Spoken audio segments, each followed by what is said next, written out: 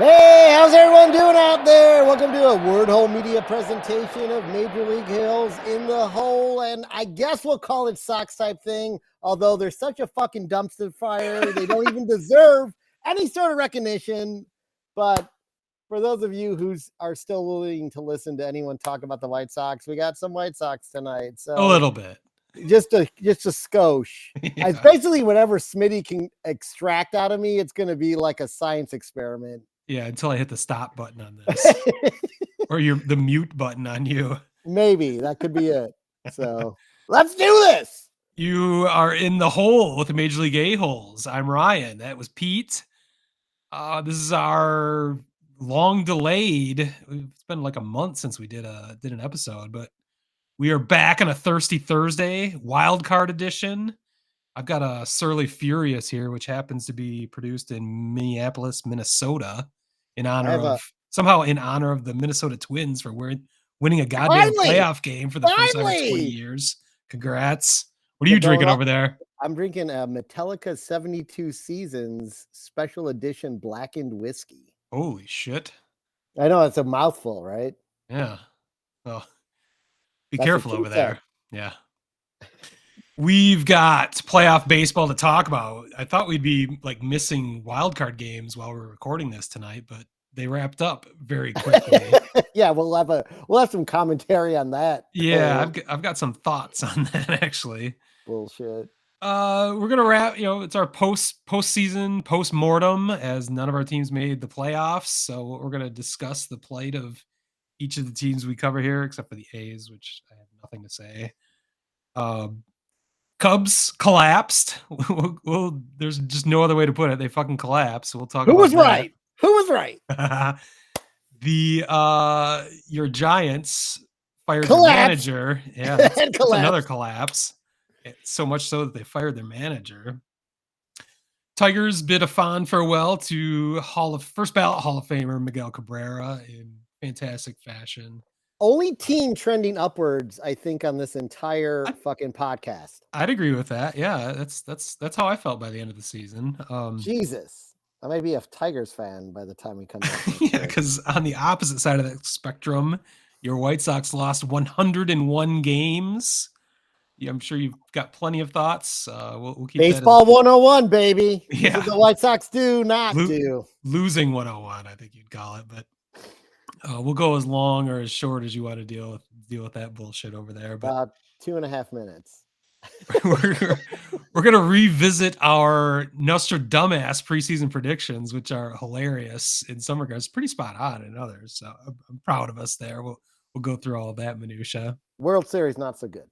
We started this year with a new segment, Badass of the Week. We're gonna do our Badass of the Year awards. We're gonna give a badass of the year for one pitcher and one badass of the year for a batter.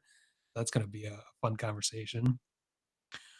And then I'm going to wrap it up with a fantasy minute, as I am once again champion of our fantasy league. So guys, everyone tell you all about that. Everyone out there listening, I'm talking over Smitty right now on purpose.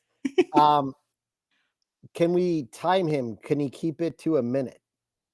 Perhaps the greatest season in at least American League A-holes history. Perhaps you should retire then.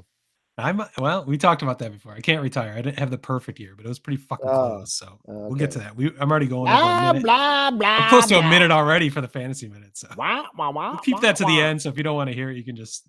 I might unplug and just leave on the air. You just watch me walk away. Walk off the set. Yeah. It's a podcast, so I'm not sure how many people actually get that unless they're on YouTube or Facebook. Yeah, if you're watching on YouTube, you might see me physically leave the picture. I'm just going to close the computer screen. Everyone's looking forward to you leaving the picture. Well, they probably are, actually. So exactly. Well, I think we should go ahead and jump into the news. Wild card action. It's over. LAME. Jesus Christ, that was quick. 4 series, 4 sweeps. You summed it up best on a tweet. Yeah, I wanted to get into that once we just talk about. Were we better off with a 1-game play-in game? Seriously, why add? Everyone's like, oh, it's like an extra day here or there, but that adds up, and that adds up, especially for stadiums in weather that may not be so great. And the one game playoff is super fucking exciting. It's a game 7. It's an automatic game 7. It's all or nothing. I remember going to the blackout game for the White Sox, and it was one of the greatest experiences I ever had at a baseball game. So it's unfair in some ways, baseball is a game of series. I get that part of the argument. To have it to be one game is crazy, but I think that the whole problem with that is they call it a wild card playoff game. I would have called it a play-in game. Exactly. You didn't make the playoffs yet. You have to win this fucking game to get to where the big boys are at. Call it a play-in game. That worked when they only had 2 wild card and 3 division winners and then 2 wild card. But now that they've expanded to 3 wild cards, it forces a division winner into the wild card round. So it's not quite the same, but okay. So I know this is muddying the waters, but add one more sweep across the board, have one play-in game, and then start the playoffs. Yeah, I mean that it's funny because everyone complained about it. I loved it, and I'm not sure maybe people are realizing that the folly of doing because a 3-game series is just as absurd. We just learned that. We just won 2 games and we're already knocked out. Well, that's not fair. It should be a 5-game series. Okay, no one's ever going to be happy, but I just wish we kind of appreciated the things we had at the time, and it was game 7, an automatic game 7 to start off the playoffs. And I thought it was awesome. So, yeah, no, I mean, just to help me out here. So it was Minnesota versus who? Toronto. In Minnesota. In Minnesota. Minnesota is the division winner, but Toronto has the better record, right? Possibly, but since they didn't win their division, they were on the road. So they gave home field to Minnesota. Right. So when you actually think about it, like I think a 1-game playoff plays well because you've got essentially you've got the 4 worst records, right? Playing 1 game to get into the playoffs. Yes. Essentially. In the current setup. Yeah. The reason I had no problem with it in the previous setup with just 2 wild cards, none of those were division winners. So I didn't think it was unfair to a wild card team to get knocked out in 1. I think it would be unfair for a team like the Twins if they got knocked out in 1 game after winning their division. That's bullshit. But that was but that division is shit. That was never going to happen. Well, any division, but I'm just saying. Yeah, I don't know. I mean, literally, we wasted yesterday because all the teams that won the first game, we could have won the second game. We could have watching the next round tonight. Well, that's the thing. Tonight there's no games. Tomorrow night there's no games because they had to build in a travel day for the next round. So it's just it's hilarious that it worked out this way. If this was aesthetics, I give it 2 thumbs down. 2 thumbs down, or 2 middle fingers down. So that's right. Yeah, there we go. It's been so long, I forgot our segments. Yeah, it's been a while. By the way, guys, I just want to say to everyone listening out there, part of the reason it's been so long is I haven't watched a baseball game since September 3rd because the White Sox were such an abomination. They broke you. And then the Giants had such an epic collapse that I literally have gone into. This is like the therapy session for me tonight. Like, right. I have not. Get it out. I cannot enjoy baseball right now. Oh, and you can't even watch the playoffs? No, I haven't watched the game yet. I've just good thing we're talking about it. Well, I've read this. I know what's going on. Right. I've read the recaps, but I didn't watch any of the Philly Marlins series because that was just a blow. I think the Marlins scored 2 runs the whole time. Well, you're probably a little bitter because the Marlins, of course, were the Cubs closer again. We'll get into the bitterness or lack thereof. I'm not all that bitter, but I mean, I blame the Cubs. I don't blame the Marlins. So, yeah, as you had to blame the Cubs last time too. So, yeah, but I think an entire market is feeling the way that we are right now because Tampa Bay Rays fans didn't even fucking show up. They had the lowest attended game in the playoffs since 1919. Did you hear this? No, I didn't know that. It was the lowest. It was under 20,000 attendees. And the lowest before that was Game 7 of the 1919 World Series, I mean, featuring your Chicago Black Sox. oh, nice. So few people showed up because everyone knew the fix was in by then, by Game 7, so they didn't bother coming. So I don't know what that means for Tampa or for baseball playoff. That's fucking sad. Over 100 years that not even 20,000 people could show up for a baseball game, a playoff game. You know, we'll get into this, not this episode, but the Rays did just announce plans to build a new stadium. Yeah, I saw that. It looks almost as bad as the current stadium, the original plans I It's saw. got to be better than the current. Anything's better than the current stadium. The A problem is lot of white. the problem is it's still in St. Pete, which is basically an island that you can only get there via 2 causeways, 2 bridges. Yeah, I think And it's time it's to a move. traffic nightmare. So we'll get deeper into that. Maybe not this episode, maybe this off season, but I don't know if that's going to solve the problem. There's seriously a problem if 20,000 people can't even fucking show up to a playoff game there. I mean, that kind of emphasizes our point that this they kind of fucked up this wild card round. I'm not sure. For shizzle. Not sure what they're doing. I also, before we get into our specific teams, I wanted to revisit all the new rules. Just, now that we're done with the first season of radical rule changes, I wanted to get your thoughts. I think we're on the same page on all this, but I was just wondering have you heard anyone complain all year that they didn't get to see a double switch? No.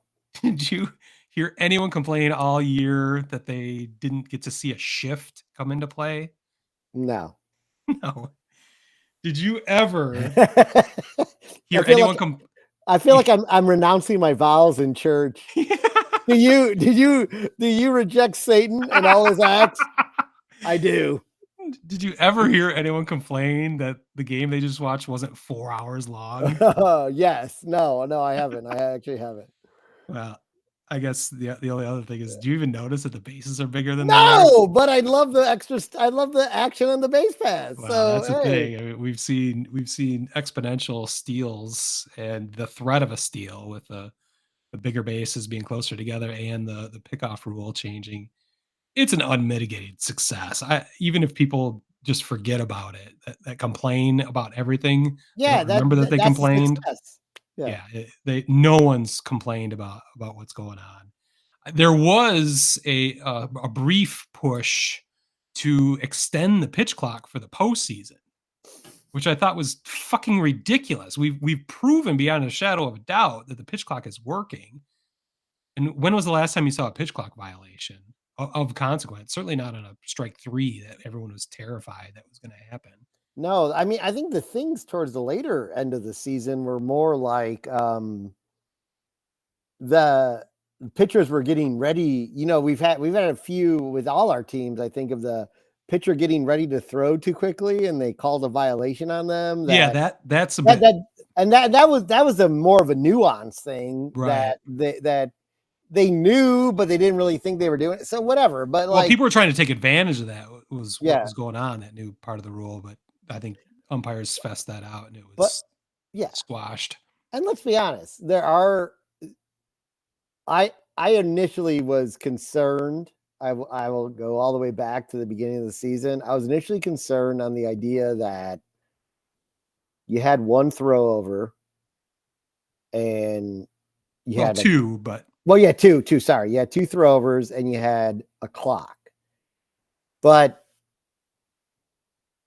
you don't even notice the clock. I don't see the clock. I don't think they put the clock up in the graphics anymore. Yeah, but maybe they do, but I don't see it. But there were pitchers, and we talked about it on the air. There's pitchers who took advantage of it. They waited till 1 second and threw over, and the runner thought they had a clean fucking swipe of the base. And I didn't see it happen too much. No, but it did happen, and it was just it's essentially just like the old times, except you only get 2 throws over, right? And I don't know how many times. Let's be honest. If you throw over 5 times, and the guy's a true base stealer, he's going to swipe the bag anyway, unless there's a good throw. Did you see any balk calls for throwing over 3 times and not getting them the third? No, I don't even think they bothered throwing at that point. So no, they never bothered. And I think there's ways to.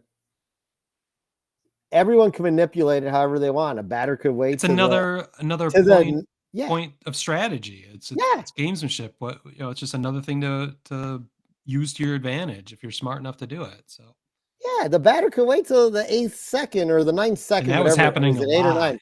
Yeah. I am 100%. If you're a batter and trying to get the pitcher out of rhythm, don't fucking just get back in and be ready to hit. Yeah. I mean, and that's how it's always been. You could step out or whatever, and that still happens. You call timeout. There's ways to mess up the timing. So overall, it only improved the game. I agree. That's what drove me crazy then when we're getting towards the playoffs and people are asking, oh, let's add 2 seconds to the pitch clock, 2 when someone's on base, and 2, we need a little bit more time. It's like, what's the difference? Like, what?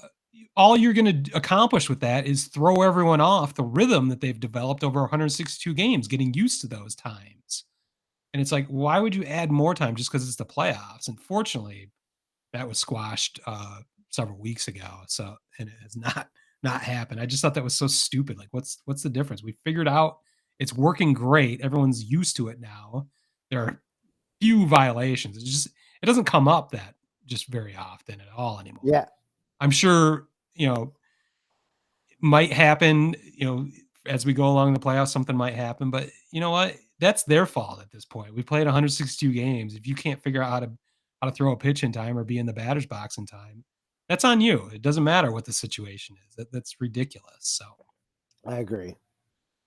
Well, so I'm not going to be complaining about any of those new rules, but one thing we can definitely complain about is the performance of all of our teams in the Major League A-holes universe. We did have it. Shit. This is probably historic performances. Although this year we finally had a team finish over 500 in the Chicago Cubs. All the other teams finished below 500. Your White Sox finished 500 last year, but not above. So that's an improvement. Cubs did win the Major League A-holes regular season championship for what it's worth, the first in their history. Proud. Your White Sox won last year, and the first year I kept track of that. Your Giants won, so it's about time one of my teams got on the board. But unfortunately, thank God, it came with essentially 1 day short of making the playoffs. Big disappointment. A collapse. What's that? I have questions after you finish. So okay, well, it was a historic collapse in September. On September 6th, here I've got this all written down. By the way, historic collapse in September. I've never heard this before. On September 6th, the Cubs were 76-64, 12 games above 500. Yeah, they were only a game and a half behind Milwaukee. They were 4 games up in the wild card. Bang! They're going to the playoffs.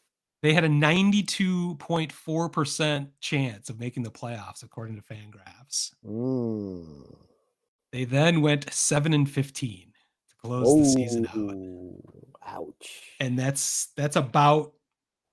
I mean, I haven't looked up what the worst collapses in September were, but that's got to be among the largest.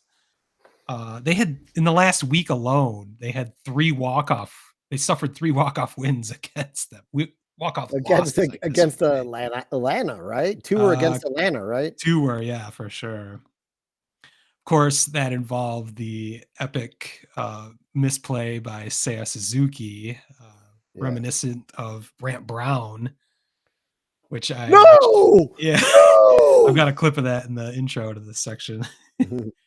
But yeah, just a brutal collapse. I don't know how else to put it. They built this team on pitching and defense, and the pitching and defense completely collapsed down the stretch. Really, it was strange. I don't understand. I can't explain the defense, how that suddenly fell apart. I mean, Nico Horner, nerves, Dansby Swanson. That's the only thing I can think. Seiya Suzuki. That was bizarre. The only explanation I've seen that makes some sense is he lost it in the lights, but he didn't act like he lost it. He acted like he just literally didn't understand that the ball was not headed towards his mitt. He thought it was going right into his mitt, and it just didn't do it. So it's hard to crush him because he was their best offensive player for the last month. So he was carrying the team in many ways. Some of the bats that had carried them throughout, Bellinger and Swanson, just went totally cold at the end too, which is concerning. Well, that's the question of like, like, and I'm gonna throw this out there. Like Cody Bellinger was in the spotlight in LA and was in hiding. Then he comes to the Cubs and there's not the expectation of being on the LA Dodgers, and he's fucking lights out. And then when it's go time, he goes into hiding. So there's a simpler explanation for that. He changed his approach this year. He wasn't swinging for the fences. Yeah. Well, what happened down the stretch though? Pitchers started throwing him fastballs. He can't hit fastballs? It's a problem. With his adjustment, they figured out he can't handle fastballs, which makes me very nervous. And well, I hope they sign him then, so I can makes me not season. Yeah, that makes me not want the Cubs to sign him going forward because we've seen how inconsistent he's been. That means even Carlos Rodon can record an out on him. I mean, we'll get into it, I guess, right now. But I don't want them to re-sign Bellinger. And you've already heard. Wait. What's going on? I gotta call times here for a quick second, if you don't mind. So when we were when I was all like, the Cubs are not going to make the playoffs if they don't make significant additions, which they did not, and they did not make the playoffs. So thank you. But oh my God. But enjoy your victory lap. You said, well, if they don't trade Bellinger, then there's they re-signed Bellinger. They got him for next year. That was part of the plan of not trading him and getting, when he was at a very decent value, of getting players back. That was part of the plan to re-sign Bellinger because he was going to be part of the base of this new nucleus. And now, and I don't disagree with your decision. I agree with your decision. I don't think they should sign him. I think they got the best that they're ever going to get out of him. But I also believe they missed an opportunity that they should have taken advantage of, which all I was ever trying to say, and maybe I didn't articulate it properly at that time, that they had That'd chance. Be a shock. I know, no, it wouldn't. But who knows? That would have been the night. It could have been the night I came back wasted to do the podcast. But one night, hey, I'm wasted right now. Woo! I had to make a drink tonight for a competition at the office. That's why I couldn't start to 6:30. Oh, nice. That's why we're late. Okay, I get it. What was the drink? It was a smoked margarita. I brought my drink smoker in. That's a skull, and smoked it with cherry wood. And because it was based off of The Exorcist, like holy shit, green margarita. Yeah, I didn't realize this is a long conversation. Yeah, but I'm done with it. It had to be movie themed, and it was October, so we went with, me and my partner went with The Exorcist. But you were kind of cool office. That sounds fun. It is a great office. The dynamic is awesome. But let's move on to baseball. Yes, let's digress back to what this is about. So you're going to tell us how right you were about what? Are you going to ask me a question, or what's going on here? I said they should trade Marcus Stroman. They should trade Cody Bellinger, and every Cub fan, including you. And I called you at the time. For the first time in my life, I called you a true Cub fan, and you bought into it all. That they should not do any of those things, and they did not. And I feel like they missed a huge opportunity to make themselves, because I'm going to give Jed Hoyer a shit ton of fucking credit that I didn't give him at the beginning of the season. And maybe part of it's Theo too. That farm system is not as bad as people made it out to be. That's Jed though. Okay. So it's Jed. Kudos to fucking Jed. Yeah. And if they can, and maybe not signing Bellinger, maybe finding something to do with Stroman, gets them the offseason acquisitions they need to be competitive from April through the end of the year. But my question is, David Ross, Oh, wow. We for a are all team over the place here. or a team that was supposed to win 74 games, I got an 77. 77, excuse me. I got an argument with Chicago White Sox Mike.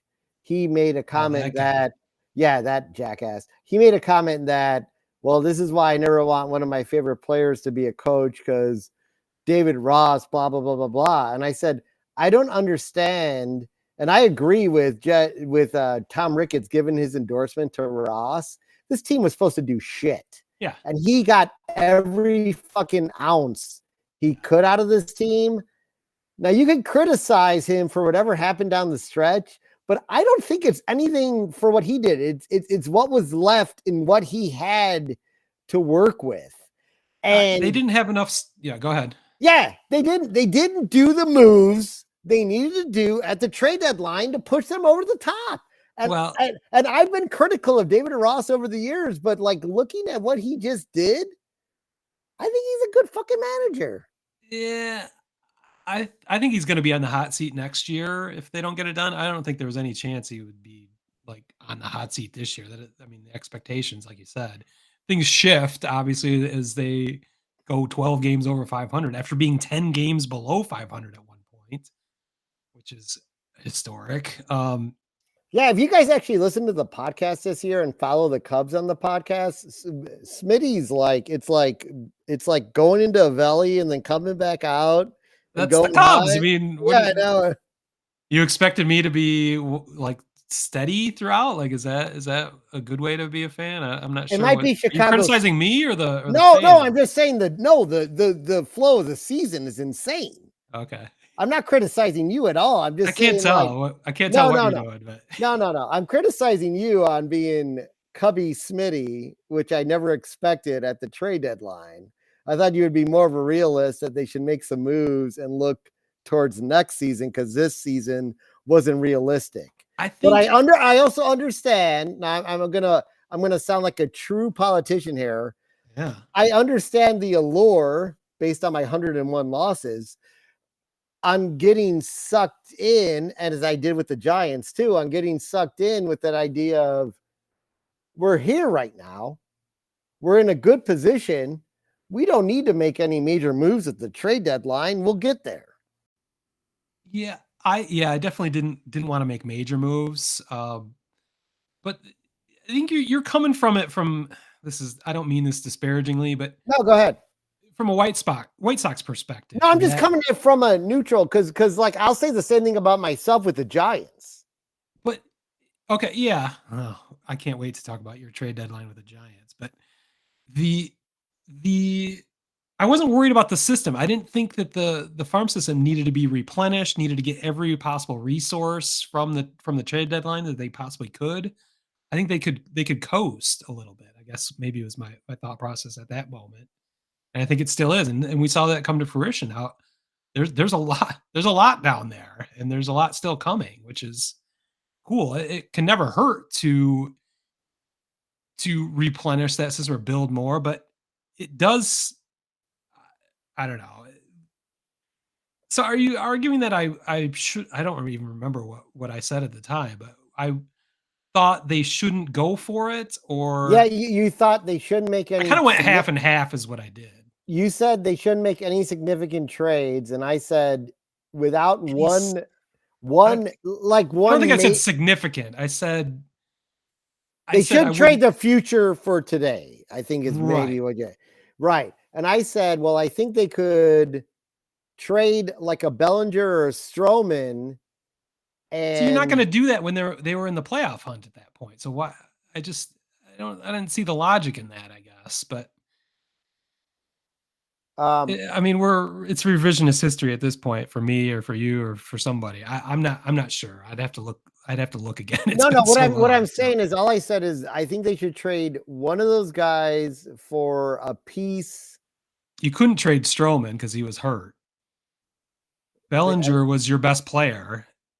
Yeah, well, I mean, I think you could have still gotten Stroh. I think didn't Stroman come right back before the trade deadline? I don't think so. I don't think that was the situation. I don't remember talking about Stroman at the trade deadline. It wasn't an option, but I'm not sure what just happened. But so I'm a Cubs fan, typical Cubs fan. They should have traded. They should have just. I feel like they had an opportunity to get some pieces to ensure playoffs next year. If they won one of those two games, I'm not. But they didn't. Right. But they didn't. I'm not going to blame. I want to come back to Seiya. I'm not going to blame Seiya. I'm not blaming anyone. I'm just saying they didn't. I'm starting over. I'm ignoring you at this point. I'm not. I'm not arguing with you. I'm just starting my points all over again because I don't know what just happened. I'm not going to blame Seiya for that. I mean, I will blame him for the play, but I don't blame him for the Cubs missing the playoffs. I blame the Cubs for missing the playoffs for losing 2 games to Pittsburgh the week before at home. That's where they lost. Also, they lost games to the Marlins that they shouldn't have lost earlier in the month. So if they had won one of those games, 2 of those games, they would be in the playoffs, but they didn't. What they did do was make August and September compelling baseball for every Cubs fan to watch, which as you and I well know, being fans of the teams we're fans of, that's a rare commodity these days to have meaningful games throughout August and September. And literally to the last day of the season, the Cubs did that. So I'm going to salute them for that in a season where I expected them to win 77 games. Amazing. Because I didn't think Jed made the right moves in the offseason to put him in a position to make the playoffs. So they overachieved. And like you said, that's a great way. That's a great kind of counterpoint to most Cubs fans right now are very anti-Ross, which I think is ridiculous. And you do too. He did everything he could to get them into this position where he was hamstrung by, they did not have a deep starting rotation. And that led to burning up the bullpen. And that's not any manager's fault when you can't get enough innings out of your starting rotation. You're going to start to burn through a bullpen that was terrific throughout most of the season and completely ran out of the gas. 100%. They got hurt. Michael Fulmer and Edgar Alzolay. The back end of the bullpen was gone for that stretch run, and it's no coincidence that that's when the collapse happened. You've got Mark Leiter Jr. out there, the only guy that could get lefties out. He was just running on fumes by the end. It wasn't a deep enough pitching staff, and this is what happens in September. You could see it coming as soon as Alzolay and Fulmer got hurt. Again, the defense failing them, I can't explain that because it had been pretty fucking good all year long. But then the other concerning part was your offensive stalwarts in Bellinger and Swanson, who is going to be around for another 6 years, didn't do a whole lot in the last month and a half. So it's a tad bit concerning. Overall, again, I'm circumspect here. I'm happy I had compelling meaningful baseball for the last 2 months of the season from at least one of my teams. So I'm not going to be too harsh on Ross or the Cubs organization in general. But next year, I said it over and over again. I felt in the offseason last year that Jed Hoyer was confusing activity for accomplishment. A lot of moves, a lot of money, and not a lot of substance to it. I was still concerned about the depth of the rotation. That proved to be an issue. Signing 2 different free agent first basemen that amounted to nothing, as neither of them are on the roster anymore, with Mancini and what's his fuck? Oh my God, Hosmer. Thank you. So we'll see what they do in this offseason because they have to win the division next year, and if that doesn't happen, I think David Ross is gone. I think Jed Hoyer's job could be in jeopardy. This next year is it. This is too many years for a major market club not to be in the postseason, and it's going to get serious. So I don't know. Maybe you'll find different ways to point out my hypocrisy next year, but it'll be fun to find out. So that's all I've got for my Cubs. Unless you have more ways to grill me. No. I mean, you're saying all the right things right now. We'll see how you are at the All-Star break or at the trade deadline next year. So Things and change. then they don't make it again, and you're like, oh. So Okay. anyway, How about them San Francisco Giants? Speaking of disasters, and it's funny. It's funny that Kapler got fired, and I want to say the funny part about that, he's got hand tattoos. He's got to be the first manager with tattoos and who's been fired with tattoos. When he got hired, I remember us. There's moments I remember on this show. I remember us talking about him getting hired and how it seemed like the most terrible hiring in baseball history because he just got fired from the Rangers, I believe, right? It was the Rangers? Phillies, sorry. He got fired from the Phillies because it was a complete dumpster fire, right? They did not like him in Philadelphia. No. So he comes to the Giants and somehow they win 107 games. They give it 107 fucking games, right? Like out of nowhere. Then the next season, it's like all back to normal. And then this season, it looks like he's done it again. He's done it again. It looks like he's done it again. And we were 2.5 games out of first place in like fucking August to the Dodgers. Or I'm sorry, mid-July to the Dodgers. And then the second half is like a complete collapse. You're the worst offense in baseball in the second half. Yeah. And that's a problem. He deserves to be fired. He probably should. I'll be honest. He should have never been hired in the first place. Wow. Even after 107 wins 2 years ago? Yeah. I think that was an anomaly. I think that was just a team. Definitely an anomaly, but he doesn't get any credit. I give him no credit, but I've heard he's just an ass. Like people just hate him. He's a fucking asshole, but there's an interesting scenario that has been built up again. And this is me not doing my homework. I forgot to look this up. Has Bob Melvin been officially fired from the Padres? No, he's keeping his job. They just announced it yesterday. Yeah, it's kind of surprising actually. But okay, because I thought of a really funny scenario. So I thought he was getting let go because Bruce Bochy was let go by the Padres and then went on to 3 championships with the Giants. Oh, if you could pick up Melvin, yeah. I thought they would pick up Melvin because Melvin is the type of guy. He's a good manager. When you look at the A's are always a team essentially made up of a bunch of young players. With a couple veterans sprinkled in to help try to push them over the top. And Bob Melvin knows how to navigate that. What he may not, what happened in San Diego. Well, what he may not know how to navigate is a bunch of fucking egos on a team, which is what he has there. Yeah, he needs a Joe Torre mentality or something. Right. Yeah, whatever it is to push like all that big money over the top. So I felt like if he was indeed being released by the Padres, that the Giants should pick him up for their manager, because essentially what they have is this nucleus similar to the Cubs. They have a really good farm system right now, a farm system that in many people's eyes sort of came out of nowhere to a degree, that is very solid. They're going to be able to build from that farm system and sprinkle in veterans to be competitive. And that's the type of manager they need to go after, I think. But you can't have him there in San Francisco. No, we can't have Melvin there in San Francisco, but there's definitely whoever they go after needs to be someone who doesn't have that mentality.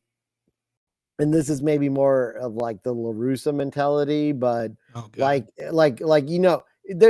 are managers who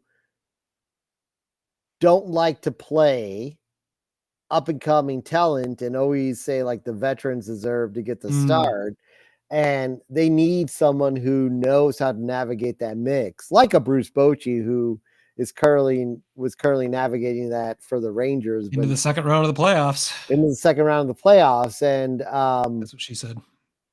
and so we'll see what they go after there. But you want to talk about epic collapses too? Yeah. I mean, the Cubs at least were in it till the end. To your point, which I don't know what is worse, right? That's partially because it's not the same kind of division that the NL West is. So. No, but at the same time, the NL West, we're talking wild. I'm just talking wild card here. Yeah, The Diamondbacks Giants beat you out. The Cubs. Diamondbacks are fucking good. The Cubs came in good. and kicked the San Francisco rolled into Chicago, and the Cubs kicked the shit out of them. Mm-hmm. So I'm just talking wild card here. I'm not talking about division. Wild card, the Giants are right there.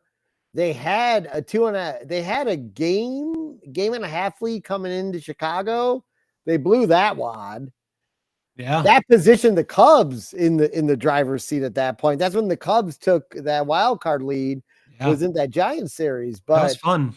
But no, it wasn't. But we didn't even talk much shit during that series. Well, we never went on the air because I was so fucking devastated. I was in sulking. I was in a baseball fetal position, basically. Sucking your thumb. Sucking my thumb at that point. I'm like, no, I'm making up reasons I can't do a podcast, Ryan. I never thought that, but no, I didn't. I didn't make up reasons, but I also didn't want to make you record a podcast when you fucking hate baseball. So I wouldn't blame you for hating everything that was going on with the White Sox. I will say I enjoy baseball a lot more right now doing this podcast. So all right, this is what the podcast is all about. This is therapy. You for forcing me onto the air tonight, onto the Catharsis podcast. But just for you. But I don't think the Giants are as bad as how they ended up. I've got some questions. They have a legit. We'll get to those in 1 second. Just let me finish this thought. I think they have the farm system and a nucleus at the major league level to compete next year, but they need someone who knows how to manage that and navigate that. So that's what I'll say, and go with your questions. I think you need a little more offense, as I pointed out that you're the worst offense in baseball in the second half of the season, which is at the second half of the season, but we were one of the best in the first half. That's what makes no fucking sense. So I want to take you back to the trade deadline. I can never pronounce your general manager or president's name, but what did you guys do besides pick up AJ Pollock? We did nothing, and I said it at the deadline. Yeah, I remember that. I was pissed. They also released AJ Pollock. Yeah, I mean, with like a month to go. It was a fucking disaster. It was at least the Cubs got a jolt with Candelario, but it was probably the only worse trade deadline moves than Candelario was fucking great. He was. He was a jolt to the system there. Yeah. And the Giants got no jolt. They thought, and we talked about this on the air, they thought they had enough to get the wild card, and they already had given up the division. Isn't that your general manager's fault and not the manager? It is the general manager's fault, but at the same time, the manager had navigated them to that position. I think they fired. The funniest thing about Kapler getting fired is they fired him with 3 games left in the season. Like, what is that? I don't think I've ever heard of that. Like, why? Yeah, I agree. What did that do other than just embarrass him? Well, maybe it was that unliked even by the Giants that they wanted to embarrass him. I'm wondering if there was some kind of blow up or something weird happened, because we've heard things behind the scenes with Kapler that I don't know. I thought that was bizarre, but I think your GM is feeling some heat, and he needed to fire the manager to take some pressure off of him. But I just couldn't believe that the only move you guys made was picking up AJ Pollock, and then you ended up dumping him like a month and a half later. So I think that's where your issues stem from, and I'm sure there's a plan going forward that I'm not aware of. But yeah, it'll be interesting to see. Yeah, none of us are aware of. Yeah, but I could see if things don't turn around that your GM gets tossed next year. But I don't see our GM getting tossed because he's from the Dodgers organization and has a history of success. So the Giants have a way of sticking to a plan It was not much of And a plan this year. I think they'll. Jesus. Well, maybe it was though. We don't know. So I think we do. Well, can I move on to my Detroit Tigers? yeah, sure. Thank you. Like you said, the only team amongst our five that actually feels like the arrow might be pointing up. Of course, I felt this way 2 years ago, and that completely turned the other direction. Tigers finished 78 and 84. I thought they might win 70 games at most, so they are far ahead of a lot of people's projections. Just a positive season with so many young players making a step forward. I think either Yep. from previous years in the majors or up from the minors. Lots of contributions all over the place, offensively and from the rotation and the bullpen. Reese Olson is a revelation as a starting pitcher that I didn't even know who he was going into the season. Uh, I still Tarek don't know who he is. Tarek Skubal, who's going to come up later in our Badass of the Year conversation, came off Weak, injury, and weak. yeah, I don't think so. He put up some incredible numbers for his the second half of the season that he did participate in. Casey Mize will be coming back. Matt Manning, oh my God, I was going to make this shit we couldn't make up several times. Matt Manning broke his foot early in the season on a liner comebacker, hit him right in the foot, broke his foot. Came back from injury, was starting to pitch really well, got hit again on a comebacker in his foot, broke his foot again, which is just brutal. But once he heals up, he's showing that he can get back into form. The rotation is full of solid young pitchers. Eduardo Rodriguez, I'm not sure what's happening there. The strong rumor is that he's opting out, but I kind of would be fine with that. We've dealt with so much weirdness with that guy over the 2 years he's been in Detroit. The first season, he took a leave of absence to deal with a personal issue. Last year, he was amongst the best pitchers in the American League, and then he had an injury that no one's ever heard of, a pulley rupture in his left index finger. And then he wouldn't agree to a trade to the Dodgers, which could have set up the Tigers for years to come. And was inexplicable to anyone across the baseball industry. So he was solid once he came back from injury. It was kind of back and forth. He wasn't nearly as consistent. His command just wasn't what it was in the first half before the injury, but he could get dialed in and be just as dominant. But most of the time, it was dicey at best. But I could go either way on Erod. If he comes back, great. You can never have too much starting pitching depth. If not, I feel like we can fill in and might even be making some moves in free agency this offseason once again, as some money is opening up. Some big monies are opening up for the Tigers. I'll get to Torkelson when we get to Badass of the Year as well, but he was another revelation. 31 homers, the first Tiger to hit 31 home runs in quite some time.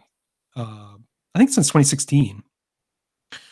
He led the Tigers in every offensive category, and it's going to shut up all the detractors that were getting pretty loud in the first couple months of the season.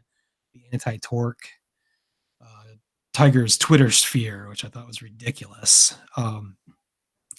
Riley Green had a great year until he got hurt again. He's having, I think it's Tommy John surgery on his elbow from diving for a catch, which I don't think I've ever heard of before. But he was hitting 300, at a OPS plus of 117.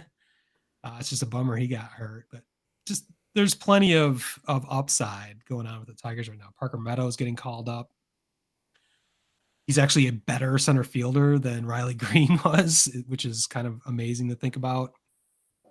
His brother Austin Meadows played. I think he had 21 plate appearances all year and could not fulfill his duties due to some emotional issues.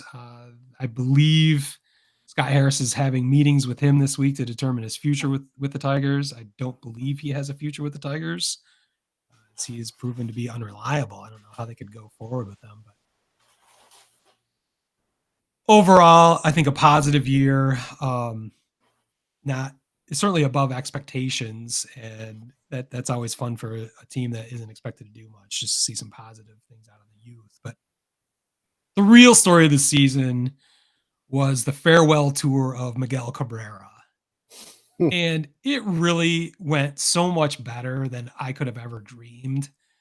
When he signed his 8-year, $248 million extension in 2014, we knew we were paying for past performance. We knew Tigers were hoping for 3 or 4 good years out of him, and they did get 3 good years. His last really good year was in 2016, where he had 38 home runs. After that, it was just injuries and obvious decline. It was at times sad to see because he could barely run at several points. This year, he was healthy, and that's what made all the difference. And whether it's AJ Hinch taking care of him as a DH, not playing him as much as he had previously, I don't know what it was. Maybe it was just him being close to the finish line. He took better care of himself or something, but he was generally healthy all year. He didn't put up massive numbers. I think he had 4 home runs this year, which was probably 3 more than I thought he would get throughout the season, but it was just awesome. And he was appreciated throughout the league. Every last series he had against an opponent, he was showered with gifts, which you and I made fun of. I think the best. Did you agree the best gift was Oakland, where they only gave him like a $90 bottle of wine?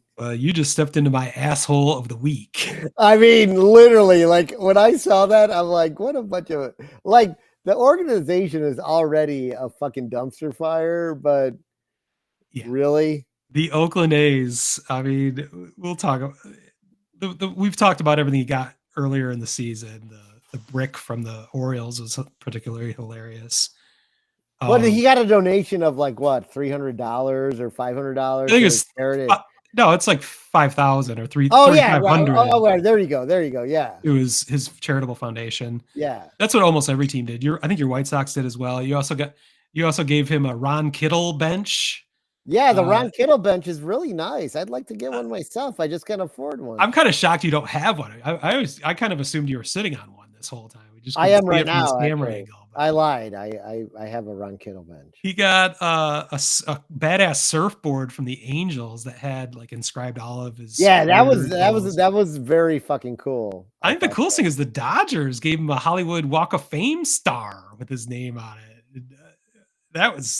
I just never would have guessed that. He was blown away by that. The Yankees gave him a Subway sign for Yankee Stadium mounted on like Subway tile and had all sorts of autographs and stuff. That was really cool, like artwork that he could hang on his wall. Lots of cool stuff. And then he goes to Oakland. And the A's give him it was a pretty big bottle of wine. It's not a typical, wine bottle, but sizable wine bottle. And it was revealed that you could buy that same bottle of wine for, I've seen it reported differently. I saw $80 and then $90. I'm not sure. I'll break the tie and just call it an $85 bottle of wine. Yeah. Which is embarrassing already on the surface, considering, what other teams have given. No one has to give him anything, but the A's made a ceremony out of it. They brought him out to home plate. I think it was the manager came out and like handed him the bottle of wine in front of the crowd. It's like, you want to give him a gift, give him a shitty gift, just give it to him, and say, yeah, we appreciate your time. But they were like all proud of themselves for giving him this possibly $90 bottle of wine. Wasn't it like actually like signed by the fucking owner or some shit? It may have been, but people were making the joke that they just sent an intern across the street to the liquor store to buy their most expensive wine bottle. They put no thought into it and then had a ceremony over it. The other asshole section part of this gift is, Mickey not so subtly has had alcohol issues throughout his career. I mean, it's not an unknown fact that he was. Well, those of us in Chicago are very well aware of it. Well, And but he we've he's had taken issues. advantage of it. Well, yeah, there's that whole possible story. I'm not sure that Ozzie Guillen may have gotten him drunk before a pivotal game against the White Sox, but I'm pretty sure that did happen. I will always blame Ozzie for that failure on Miggy's part, but he was also famously not pulled over. He was on the side of the road in spring training in Florida one year. Yeah, I remember that story. Yeah. He actually the story I heard is that he actually took a big swig of whatever he was drinking while the Yeah, while cops the pulled cop up. was there. Yeah. So they couldn't put him under a breathalyzer because they witnessed him drinking at the time. So it would actually invalidate the drunk driving charge. So I don't know what happened there, but it's not a secret that Miggy has some issues with alcohol that he's overcome clearly.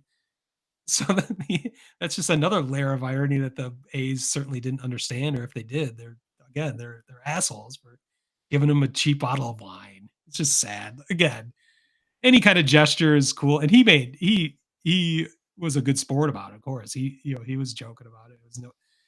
He was certainly not offended or anything, and it's not an obligation for any teams to give him anything. I think it's cool that they are, but just embarrassing in a just a horribly embarrassing year for the Oakland A's. So Yeah. I thought that was a perfect asshole of the week. I just picture Miggy like going to someone's house for a party and he just brings that bottle of wine with him. Yeah. Yeah, who knows? But he finished his career with 511 home runs, tied for 25th all time with Mel Ott. He finished with 3,174 hits. 3,174 hits. 16th all time. Yeah, He he had is a good final year, to be honest. he was probably at the highest batting average on the team besides Riley Green. No, but seriously, like He wasn't embarrassing. he was not embarrassing. The last week of the season, he had a home run, which was fucking awesome. He had a 3-hit night, I think the last weekend of the season. We've seen a lot of guys on their farewell tours It's bad. just have bad seasons. And Like that's what I saw it coming 8 years ago, I thought, from Miggy, how bad but even last year we were like, holy shit, I remember you were like, fuck, we got to endure one more year of this contract. Well, I endorsed them buying him out. That was my offseason plan. That was your offseason plan, yeah. But you know what? Mistaken again. No, but I mean, like, I'm actually happy because he was a treasure to baseball. Yeah. The fun on the field, the joking around. I mean, like the Tigers and that's what always makes me laugh. Like Tigers fans and White Sox fans, or White Sox fans and Cubs fans, or whatever the fans are doing is hilarious. But when you watch the players on the field for a lot of it, Twins an exception to this rule, but like there's a general Guardians maybe too, but there's a general like, you know, the players respect one another and there's fun on the field and all that. And Miggy never lost that. Miggy never got caught up in the hype of what was going on in a series between a foe. Like, I know that guy. I'm friends with that guy. Like, who fucking cares? I'm gonna be at first base and fuck around with them. I'm gonna go to first base and fuck around. I'm gonna go to second base and fuck around. You know, like he was a joy. He was doing that through the end of his career. That's what's so cool. He was just universally loved, and I think that's so awesome. But he's got the numbers to back it up. I mean, he does. He's a Hall of Famer, man. No doubt. The only player in history to have 3,000 hits, 500 home runs, and win the Triple Crown. He's one of only 3 players, and I've mentioned this before, 3,000 hits, 600 doubles, and 500 home runs to join Pujols and Hank Aaron. I mean, everything. What's that guy got to be sad about? Let's hope the writers enjoyed him. Yeah, well, if he's not unanimous first ballot, I mean, again, I think he is. He should be unanimous first ballot. I checked out in the Hall of Fame years ago. I know. So, fuck it. Who cares? But we know. They announced. We know. They announced this past week that he's going to be continuing with the Tigers organization as a special assistant. I saw that. Yeah, that's pretty cool. That is super cool because I didn't know if he would just, go back to Venezuela or if he would maybe move to Florida back where, his career started in Miami. I didn't know if he would keep ties with Detroit, and he wants nothing but to stay involved in the community and with the Detroit Tigers. And I didn't really think about it, I guess, what he would do, but I was not surprised, I guess. I just didn't think about it. But I think it's so cool that he's gonna be part of the organization. He's not going anywhere.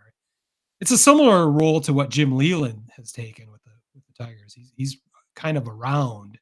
He's they call him the special assistant, whatever that means. Kind of an ambassador. I think that's what Miggy will be doing more in the community and stuff. But super cool, awesome way to end. It's just so much better than I feared it would. I just the way things were trending was 180 degrees from what it ended up being. It was just a joy to watch this last season of his. And the last weekend, Tigers did a great job of honoring him throughout the weekend. Fans sold out the stadium all weekend. It was just super cool. It was great weather.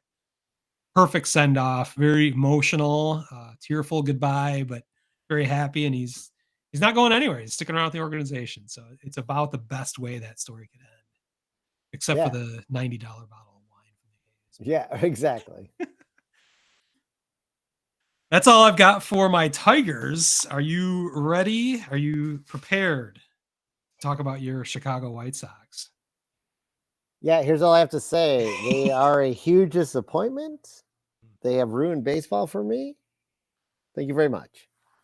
Last season, you ended the year saying that was the most disappointing This is season even that you've ever. this is even worse.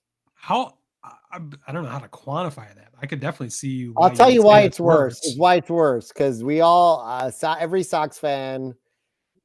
God damn it! You're making me talk about this more. Every Sox fan went in with the expectation that Tony La Russa was the problem. Yeah, but he was not the problem. The team is the problem. Roster construction. Right, exactly. The roster construction is the problem. So they fired the two people who were in charge of the roster construction. There's logic there, at least. Right, there is logic there. But what do you do now? Now Chris Getz, to his credit, has brought fucking people in from the outside. You made a lot of hires in the last couple of weeks. Yeah. He's brought people from different organizations. That's the smartest from the outside, which is the smartest thing someone could do. But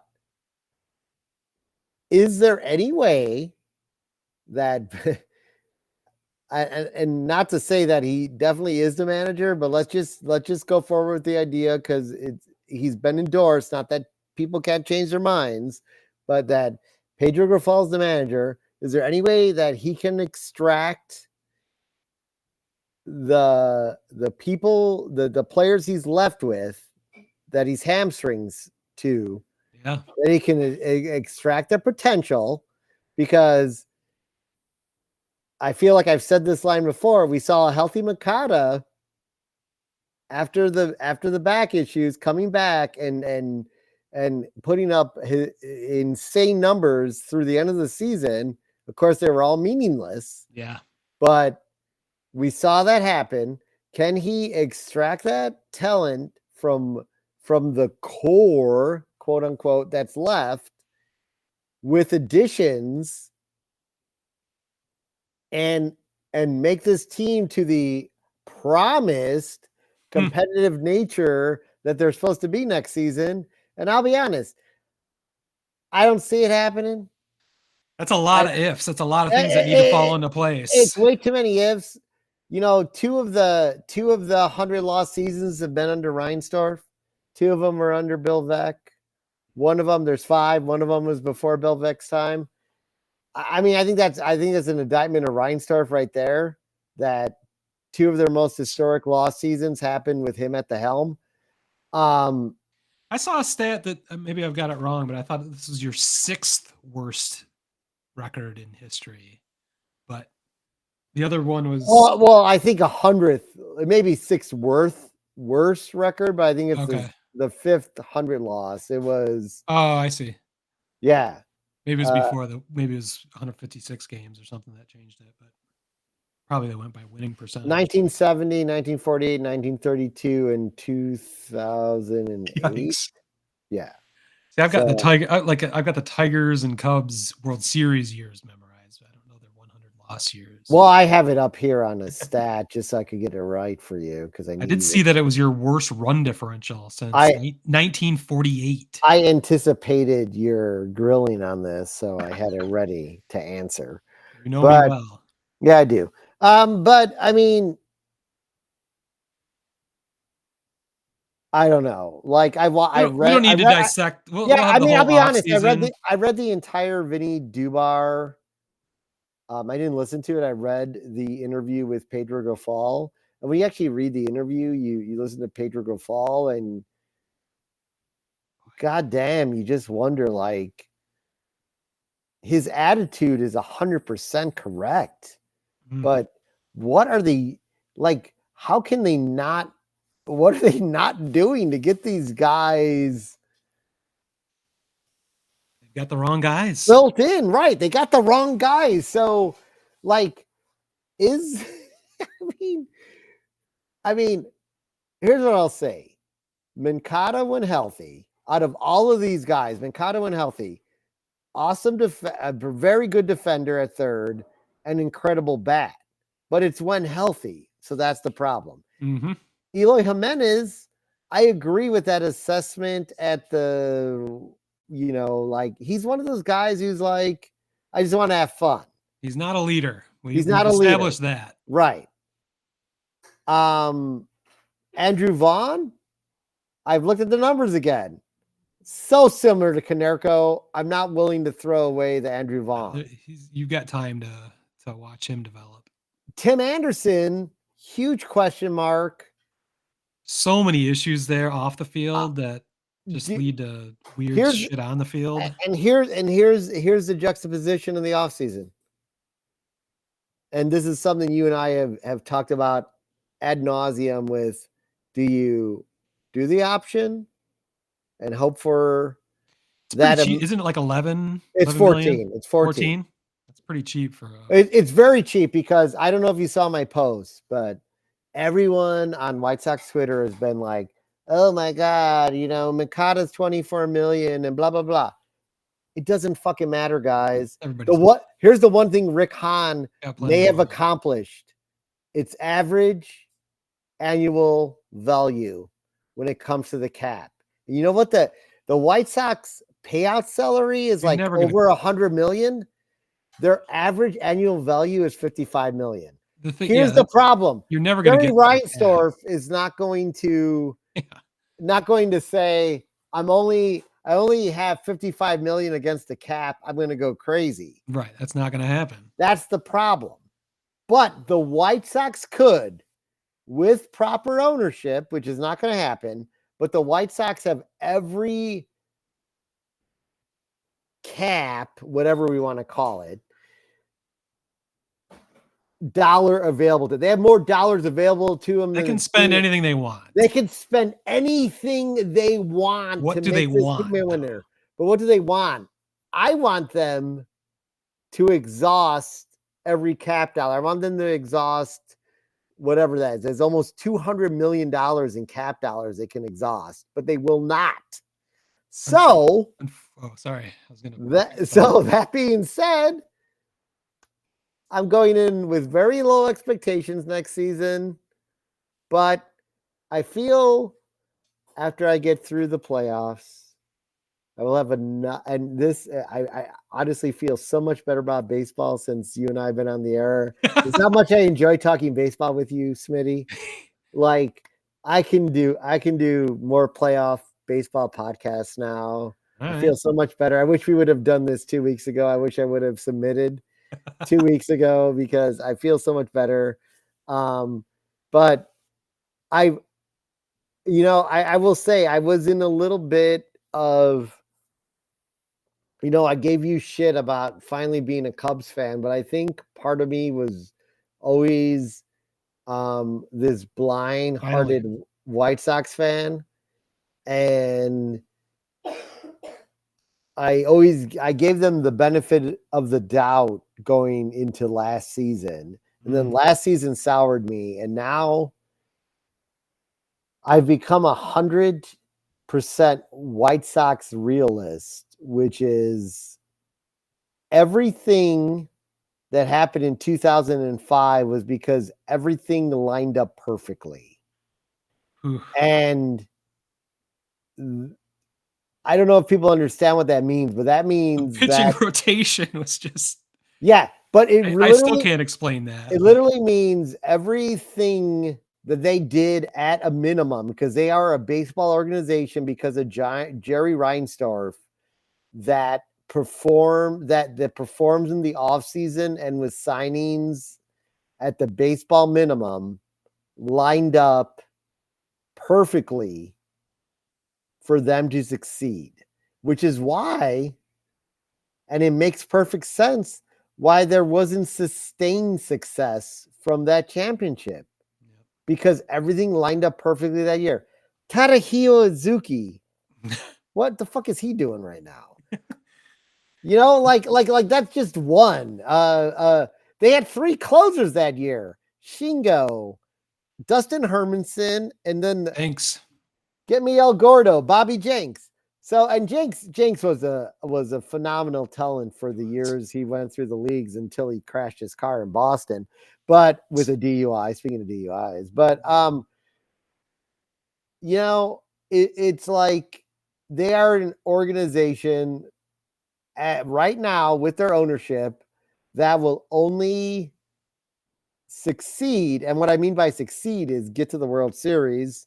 I'm not even saying win the World Series, get all the way to the World Series. Wow. If everything aligns, if they hit the jackpot on chemistry and talent for that year, they get the most, if they can extrapolate the most talent out of every player that year. And that's what they did in 2005. And they've been unable to do that since then, despite Rick Hahn, by every fucking beat writer's assessment, every pro assessment of the White Sox saying he made every fucking right move. They've been predicted to win the World Series 3 times under his helm and have come up 0 that equated to, correct me if I'm wrong, 1 playoff win under his helm. I think you're right. Yeah.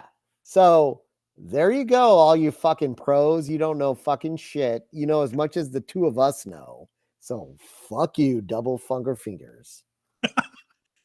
Wow. That was the That's all. diatribe. That was the diatribe I needed to hear. Yeah. We did hear for the first time in a decade from Jerry Reinsdorf. He did speak towards the future of the White Sox. Unfortunately, his future referenced Branch Rickey multiple times. And he said the type of player he wanted was David Eckstein, which is just, it was just unbelievable. I don't know if you and he also said he would never. We're not even going to talk about Ohtani because I'd never pay for him. Yeah, he So, joked like, about that. He started laughing when they brought that up. So, I mean, I think everything I just said supports everything you just said. So the strategy, I mean, you can put hope behind Getz. I think he's an intelligent guy. I think you could look at his track record as being the head of your farm system and say, what the fuck has that brought us? Yeah, right. But is that a case of kind of the Bill Parcells? Like, if you're gonna let me cook, let me buy the groceries. He was supplied the groceries by Rick Hahn. 100%. I agree with that statement too. I'm going to give Getz the benefit of the doubt. I'm also going to give him benefit of the doubt for what you just talked about. He's hired a slew of individuals from outside of the organization, which I feel like you've had the most incestuous organization for quite some time. To get some outside ideas is the smartest thing to do. I don't know much about the hires, but just the idea that he's going outside the organization, I think makes perfect sense to me. But yeah, I agree. Again, you've got your core. I think we've established they're the wrong players. So this is gonna take some time to dig out from. And boy, the other strategy, which is sad and gross that I'm gonna say, but and I think you've said it, you have to wait for Reinsdorf to pass on and the family to sell the team to new ownership and see where that takes you. But the way it's currently set up is bleak. Rat poison is available, folks. Oh my god! I do have one more question before we get. Yeah, go ahead. Go ahead. Feel free. Did they ever solve how those people got shot at the White Sox game? No. I just read an article. So I keep a Tribune digital subscription because I do like traditional articles because I'm fucking old. Yeah. And they literally had an article last week on how the case may never be solved. That they can what the biggest issue with it is the lawyer who was hired by the gunt that hid the gun, apparently, allegedly, they've gone like fucking ghosting, right? They've disappeared, like they're not saying anything anymore. Well, that's the legal side of it. There's a criminal side of this. If there's guns, I know, and the So- cops, because I think there's pressure from Reinsdorf and the White Sox. That's where I was going to go with this. Yes, to not say that a gun made it into the stadium. Oh my god, this can't be true. It is 100% true, you man. Can't have that kind of power. This is my hardball deep throat on this investigation based on what I've read and what I've determined by everything. That Reinsdorf and Brandon Johnson, for whatever reason, our new mayor here, have kowtowed with the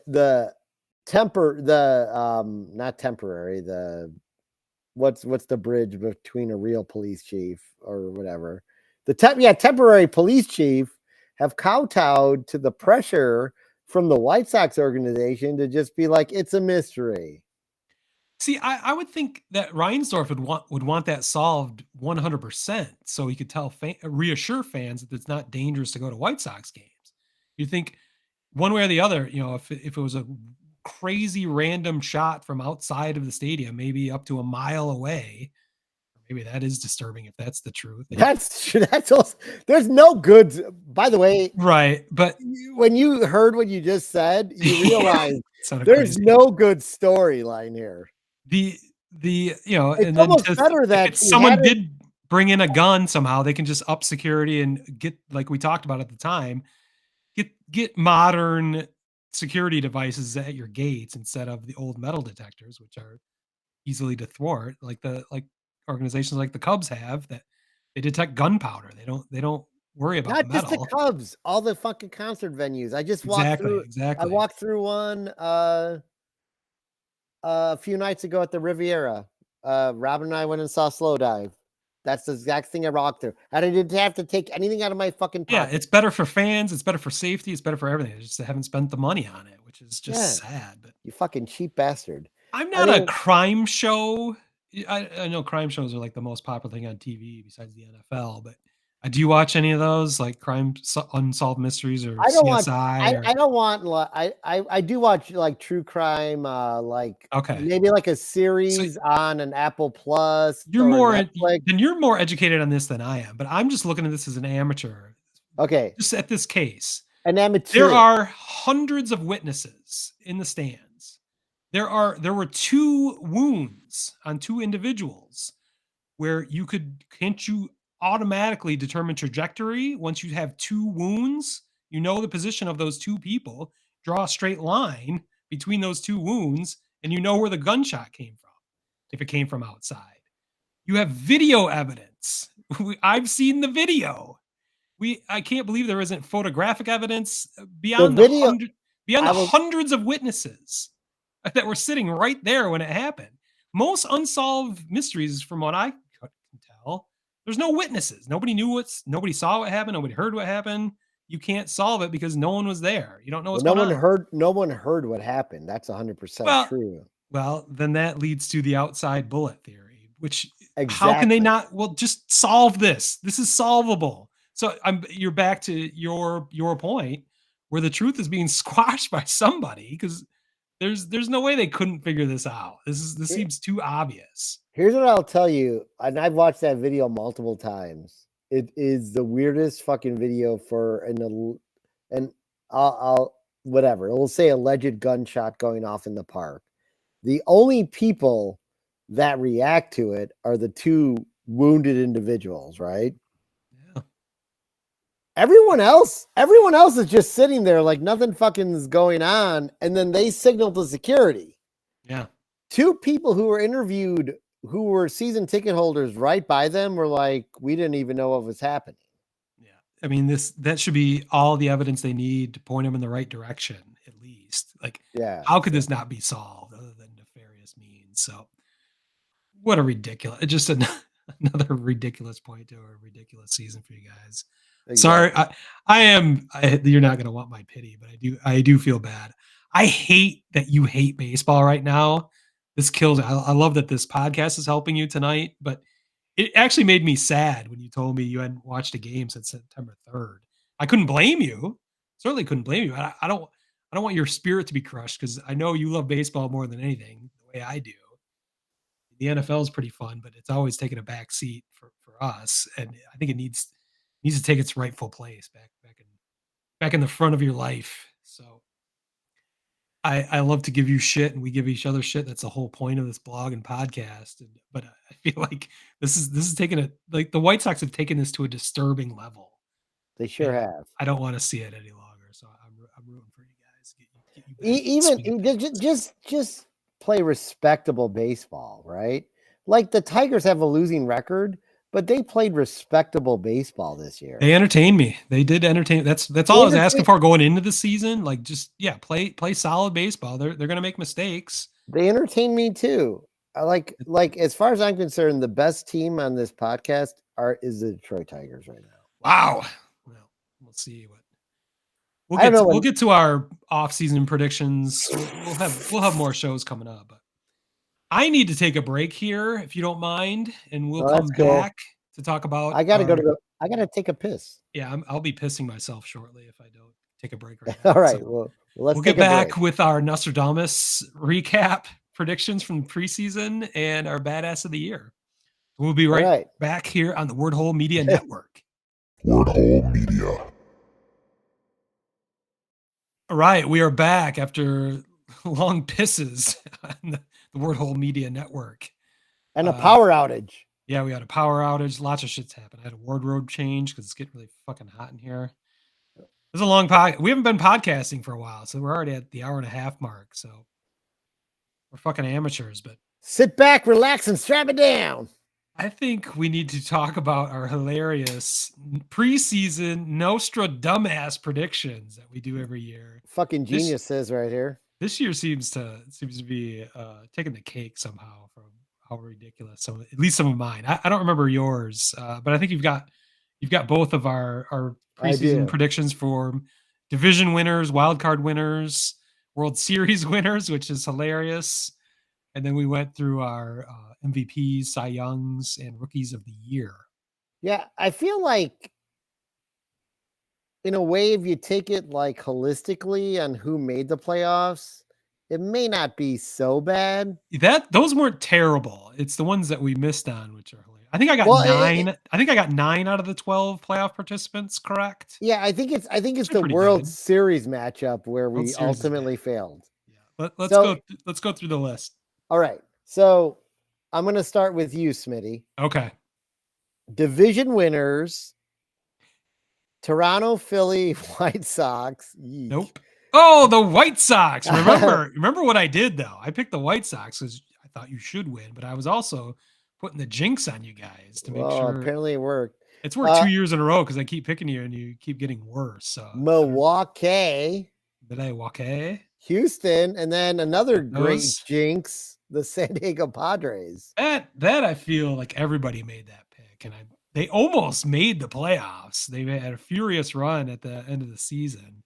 That is inexplicable. We talked about it a little bit earlier. When you were talking about now here's where you clean up a lot. Wild card: Orioles, Braves, Rays, Dodgers. They're all in the playoffs. Seattle, fell short, and then Seattle's close. And Very then the close. Marlins. I got the Marlins, yeah. So I got a lot of that.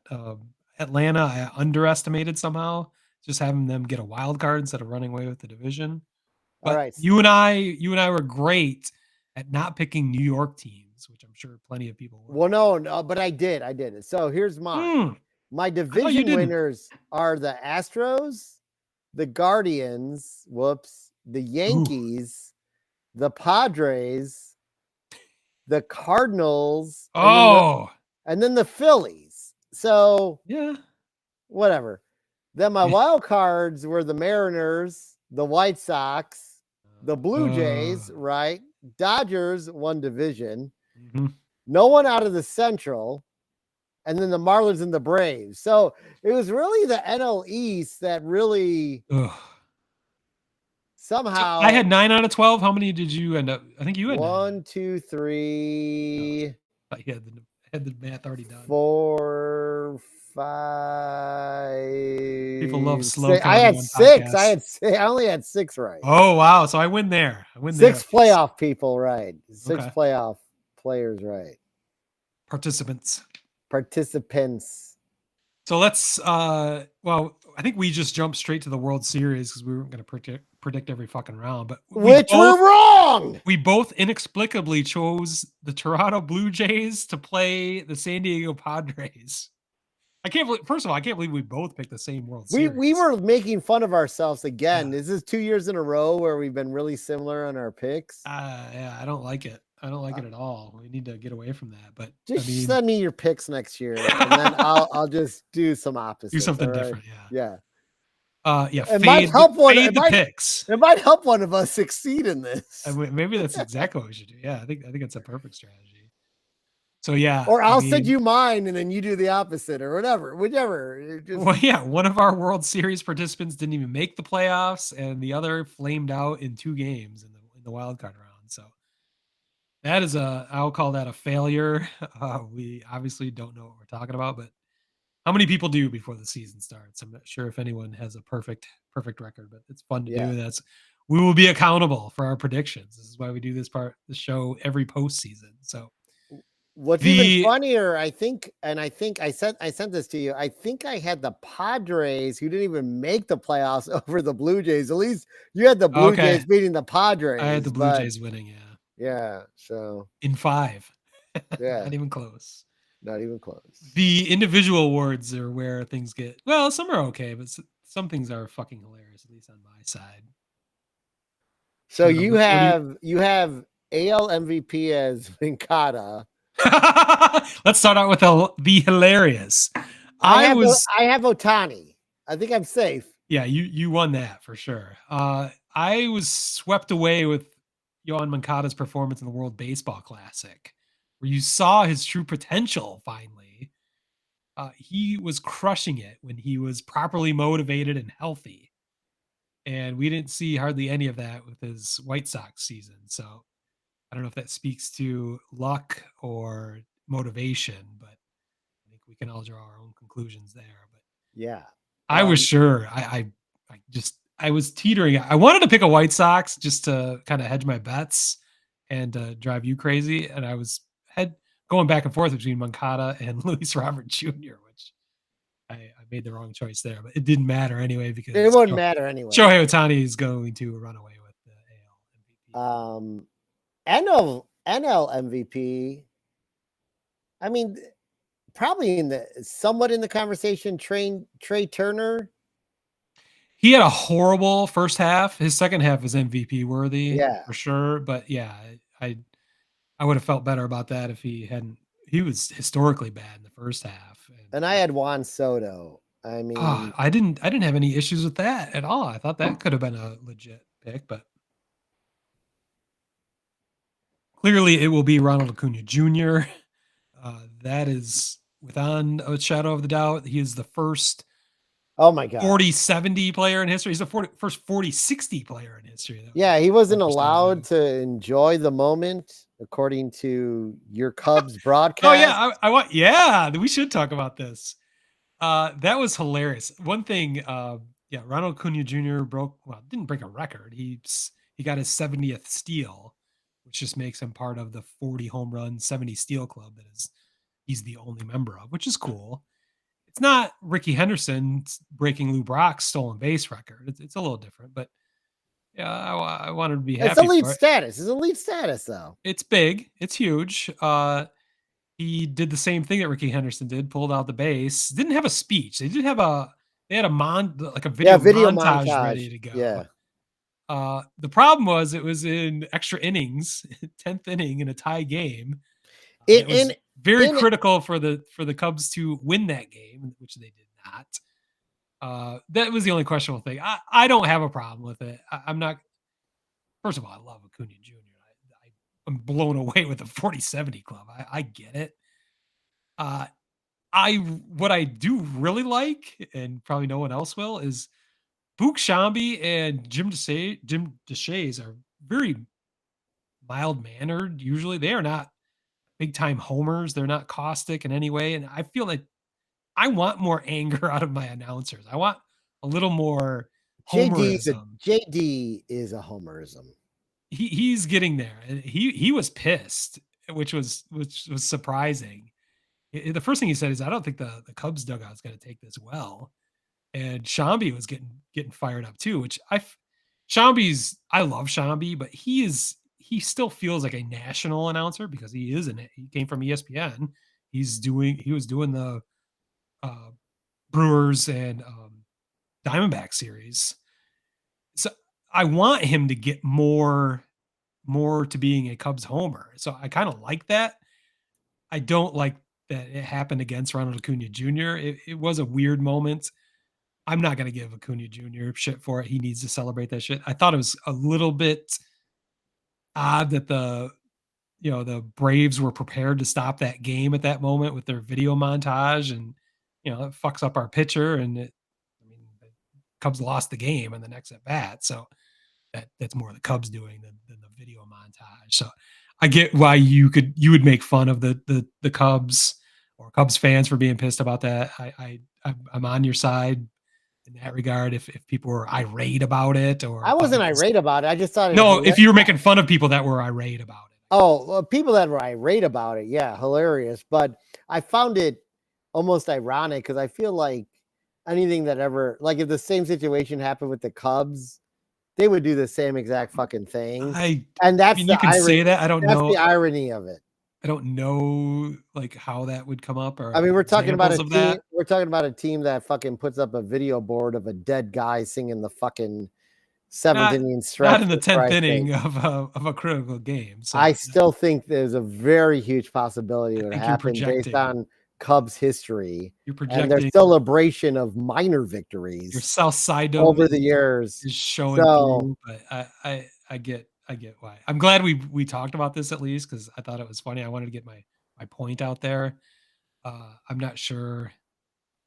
I don't know what the right thing to do in that situation is. That base was going to be there at the end of the game, no matter what. No one was going to be walking away with that base, so he didn't need to claim that at the moment. But at the same time, I agree. I agree with like the fact that he doesn't need to claim the base. I don't know that the little video montage is such a bad thing. They were trying to celebrate the exact moment. So could have happened 5 minutes later. The biggest problem with it, I think if the Cubs were 2 games up in the wild card, the reaction would have been completely different. Of course. And the night before. And that's the thing about it. Don't blame the Braves for your team's collapse. There's a lot of baggage there. Yeah, there's a lot happening. There's a lot of emotion. So yeah, I think you're right. You're definitely right in that regard. They were carrying other issues of their own making into that emotional moment. So I could see criticism for the Cubs announcers. I didn't hear anything from the Cubs necessarily complaining about it. The organization did not complain about it. They may have been bitching about it in the dugout at the time. They may have, who knows, but yeah, but nothing for the announcers. It's like you didn't hear Rossi, who is not afraid with sharing his feelings, which I enjoy about him too. You love Rossi. It's a very pro Rossi stance. I used to. This whole podcast. Seriously, folks. You were not a fan. This guy was expected to win 77 fucking games, and he had these guys on the cusp of going to the playoffs. Wow. If you don't think he did a good job, then you can fuck off. That's all I have to say. You used to give Rossi a lot of shit. I did. That's what's even more like I can admit when I made a mistake, unlike you, But I mean, like, I'm kidding. I'm joking. I'm throwing shade. I'm just fucking around. There we go. This is what just having Thirsty fun. Thursdays are good for. Having We've had a fun. I'm couple. drunk. It's good. but like, no, all kidding aside, like David Ross moved up a huge notch in my book this year because literally you're being recorded right now. I know. I will look at the team that was constructed. Yeah. And outside of getting the most you could have out of Cody Bellinger and remove that from the equation, make him Cody Bellinger of the 3 seasons prior or whatever that is, 4 seasons prior, that team is probably even less than 77 wins. Yeah. So, and then who the fuck is Justin Steele, folks? We know who he is now. We didn't know coming into the season. So like he could have won the Cy Young, but we'll get to that in our badass of the year. But like seriously, like anyone throwing shade on Ross, fuck off. You throw shade on the construction of the team, and I'll be honest. There's a reason the team was predicted to win 77 wins. It was not constructed to win the amount of wins they won, and that is where 83. That is where you could say the manager got them 6 extra wins. I honestly believe it.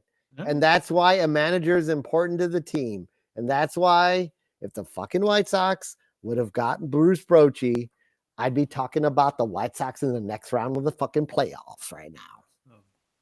We got to have the revolving door, sliding doors of history conversation.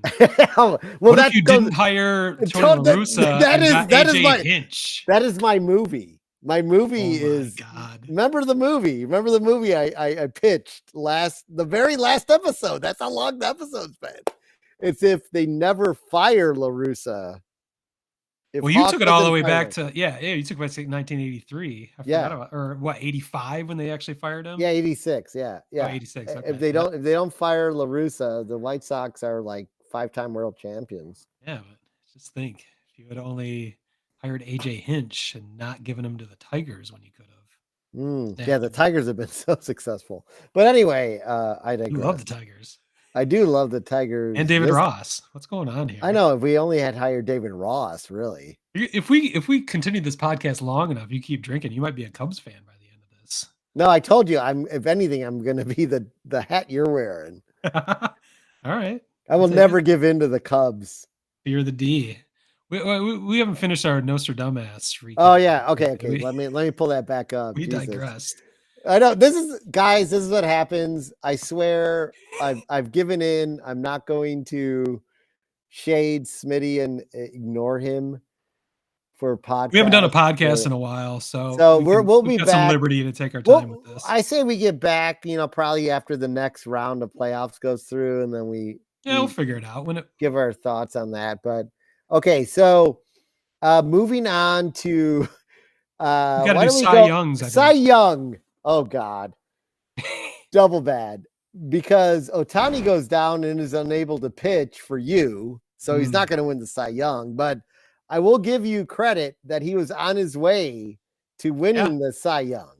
He was in the mix at least. I'm not sure he would have won it, but yeah, mine's even worse because I picked Dylan Cease. Ooh. Yeah. Is the ERA in the 4s this year? Yeah, 4.04 something. I still am confused by that. And then for the AL, and I'll be honest, I don't know where this NL. Did I say AL? Sorry, the NL. And I don't know where this shakes out, but Corbin Burns was both of our picks. Yeah, we both picked him, and he flamed out in the he was good, but I mean he was he didn't. He never 2-run got lead in the wild card game, blew that the other night. So that doesn't affect the wild card, Smitty. No, I know, but it's just an example of he was not a Cy Young. Now, I think we might have a chance here. We're gonna go to rookies. We both have Gunnar Henderson from Baltimore. Yeah, see, I haven't paid close enough attention to know who's gonna take that. I know he got called up, and I didn't see his numbers, but it'd be hard to quantify that at this point. Let's see. I can tell you Hayden Wesniewski did not win the Rookie of the Year from the Cubs. No, It's that nasty. yeah, and I had fucking the dude from the Cardinals. Jordan Walker. Jordan Walker. Yeah. Yeah. Well, we don't need to dwell on that. So we can. I think we should move on from our NostraDumbass predictions since Just proving that we're dumbasses and why we call it NostraDumbass. I think no one is smart when it comes to this. I don't think anyone's ever proud of their predictions preseason because baseball is endlessly fascinating, endlessly unpredictable. It's impossible. That's why we do it. It's fun to talk about the preseason.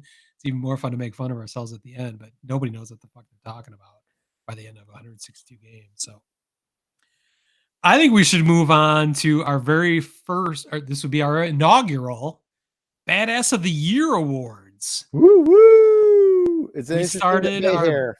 We started our Badass of the Week this year, which I think that was unmitigated success. We got to talk about performances throughout the weeks of players on all 5 of our teams. We got to talk about Lewis Robert. We talked about Lewis Robert a lot. We talked about Cody Bellinger a lot. When we do this every week, it kind of gives you a pulse for, clearly who's having a great season. But it gave us time to promote, players that were having a great week, or players that you wouldn't necessarily think about as being the best on a team. But for 1 week, if somebody puts up big numbers, that we were able to give recognition to those guys. I thought it was fun. You and I had a blast talking about it. We pretty much nominate everybody from all 5 of our teams, except for the A's only had a few nominations, but we didn't have too many disagreements every week, like determining who is that, because who gives a fuck? I'm not going to argue forever about who the ultimate badass that week was. We'll get over it, but led to some fun conversations, at least how you compare numbers and how you evaluate things, and maybe take away your home team biases potentially. But I put together a list of my nominations. You sent yours to me a couple weeks ago, and you tried to shoot down some of my ideas before they could even get on the air. But I love that. But you can shoot me down now that I added them to the list. If you can read off maybe from the bottom. Yeah, you want to start with pitchers or batters? I don't know. Where you want to start off offensive?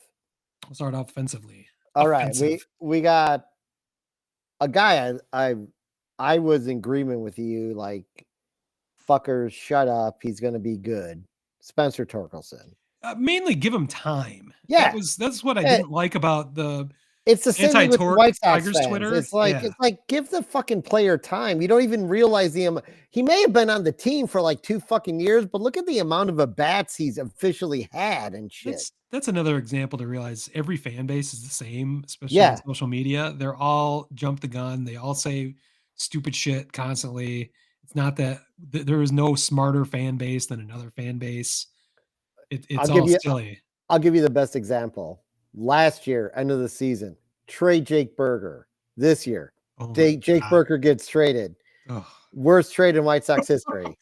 Make up your mind, guys. Yeah, exactly. I said it last year. I'm saying it with Andrew Vaughn. When Andrew Vaughn hits fucking 38 home runs this upcoming season, don't say I didn't tell you so. It's interesting because I think we talked about this before.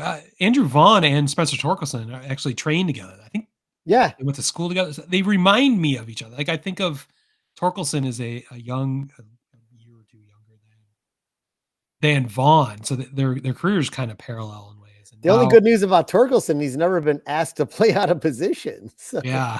Well, he finally put the offensive numbers. Like, the whole first half of the season, he was amongst the leaders in hard hit ball rate, exit velocity, all those, and had nothing to show for it. It was just victim of circumstances to the nth degree, and he never lost his confidence. To his credit, he just kept doing what he was doing. He was just trusting the process, and that fucking paid off. Yeah, with 31 home runs. Yep. How many? 88 runs, 94 ribbies, which whatever. This RBIs is whatever. We've been comparing those stats for every week, so I thought I'd throw in the same 3 stats. Stolen bases, 758 OPS. Yeah, the OPS is not where you want it to be for sure, but And the and power he numbers he led the Tigers in every offensive category. Yeah. Essentially. A- So And I will say his offensive WAR, I looked up specifically defense is a offensive problem. WAR. We're not going to look up defensive WAR because we're not talking about defense here. If we did, Lewis Robert runs away with this category, but I think he's going to 1.4. anyway, but 1.4 is his offensive WAR. yeah, see that's confusing. His defensive WAR is like negative probably because Yeah, his overall WAR is 0.8. It's weird because I watch him every day and he saves so many errors from Javi Baez from bad throws to first. What? He sucks up everything at first base. Javi Baez? Yeah, Bad throw? exactly. So I don't understand how those metrics play out. Like I literally I think there's some work. I think a lot of people talk about that. There's a lot of work that needs to be done on defensive metrics. I don't think of him as a bad defensive first baseman. So I'm missing something. Clearly I don't know how those work. Maybe he doesn't get to balls that he should. Maybe he doesn't make the tough play down the line that he should. I just the obvious ones to amateurs like you and me are the picks he makes at first, and he consistently makes up for bad throws from Baez and others. And I've been impressed with his defense. So that's what I also didn't include WAR in these because literally this conversation could just boil down to who had the best WAR, and I think it'd be really boring if we just make it a WAR contest. That's it's not even a discussion then. It's like whoever has the best WAR wins. I think that's probably how it mostly works out, but I think it's fun to talk about the other stats at least. So, but I didn't think Torkelson should be our badass of the year, but I wanted to at least nominate him and put him in my top 3. Next is Cody Bellinger, 26 homers, all before the key stretch, mostly. Yeah. 95 runs, 97 ribbies, 20 stolen bases. I was kind of surprised by that. That's a hell of a year. 26 runs. Yeah. And 881 OPS. I mean, yeah, that's a hell of a year. It's unfortunate that he wasn't keeping that same pace in the last month, but can't complain about that. No one's going to say that was a bad signing for 1 year. No, he had two bad months. He had I think got hurt was part of it, going into getting hurt in July or whatever it was, or June, he had this horrendous numbers. And then he got hurt, but he came back strong. He came back with insane numbers again, like he had in April and May, and then had a tail off again. So not as insane numbers as your White Sox Luis Robert Jr. Sorry for almost too shy of the 40-20 club. I think adding the junior is what put him over the top this year. I think 38 home runs, yeah, 90 runs, 80 RBIs, 20 ribbies, 857 OPS. He edges out Bellinger. 20 steals? Is that? Yeah, 20 steals. He edges out Bellinger. It's funny if you just look offensive WAR, he edges out Bellinger 4.4 to 4.2. That's how close it is. Like 12 more home runs, and his OPS is better. So I don't. No, his OPS is worse than Bellinger. Oh, is it worse? Okay. Yeah, so Bellinger had more extra base hits, obviously. Okay, that makes sense. So this is the major debate, which I always struggle with. And I even hate to bring this up, but oh god, because I'm tipping towards Bellinger, but Bellinger's numbers were done in the midst of a playoff hunt. Oh, so you're talking about, it's almost like the MVP debate, like most valuable player. Can a player be valuable if they don't make the playoffs, or if they're not in a playoff Lewis run? Robert was useless because his team was terrible. Because his team was useless. Not his fault. That's why his RBI numbers are so low. Yeah, that's why his RBI numbers are 80. Nobody's on base. No one's on base ahead of him. But does that discredit Robert a little bit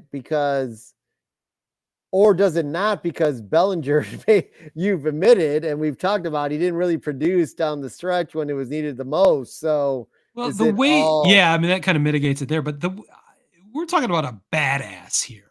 Who is the biggest badass? I kind of Well, don't. Lewis Roberts, the biggest badass. And that's why I want to. That's what kind of bothers me about the MVP debate. Just those words, valuable. You know that's always it makes that debate interesting. But I don't want to be interesting. I want to find out who the biggest badass from our 5 teams is. I mean, let's talk about some of the fucking home runs this dude hit. Yeah, I mean, they were fucking massive. He was a fucking badass. I think it's not even a question. Like, all right, even the year that Bellinger had, or that Torque had, even hitting 31 home runs. I'm going to turn my head around finally. Yeah, I mean, Lewis Robert is our badass of the year. I'm not. I mean, as much as I was throwing a pity party for you earlier, I don't want you to be sad. There's no disingenuousness, if that's a word, about this. Like, I mean, we've Luis talked Robert about several times that he would have been the AL MVP if it wasn't for Shohei Ohtani. Right? I think he would be. Yeah. I think that he would be. It would be pretty simple, but Ohtani's a mutant, and even with him being hurt for the last month, essentially, he's gonna take it. It's unreal.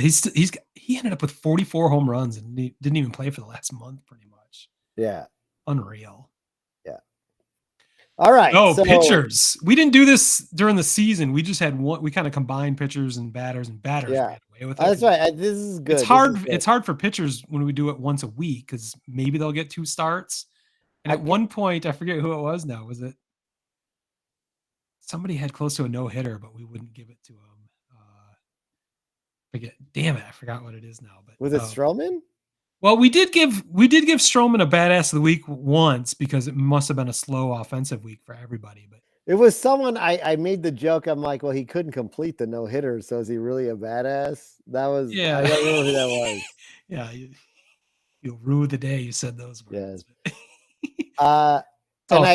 And I know I'm going to retract my text I sent to you because when you started extrapolating or doing math on the numbers, there's a legit reason to consider Skubal for badass of the year. I just wanted to be considered. He only had 15 starts. Everyone else has over 30, I think. Guys, folks, we have to look at the innings and the Ks. And if you look at the innings and the fucking Ks, and you look, and this was a Tigers problem that we talked about as I was, I don't know why, continually supportive of the Tigers throughout this podcast this season. Yeah, what's going on? That if they had a healthy pitching staff, what would they really have been this season in the AL Central?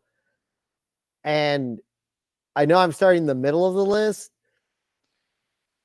Well, it informs the bottom of my list. Let me just start at the bottom of the list.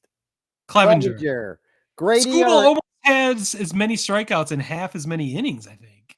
I mean, yeah, that's going to be my point of this whole list. And a run better. Clevenger, 3.77 ERA, very respectable. Yeah. I think actually his numbers are good enough to where I think if the Sox truly want to compete next year, they should take his option. I don't care about whatever. They don't have a rotation at this point. Like everyone on White Sox Twitter is like not putting him in the math.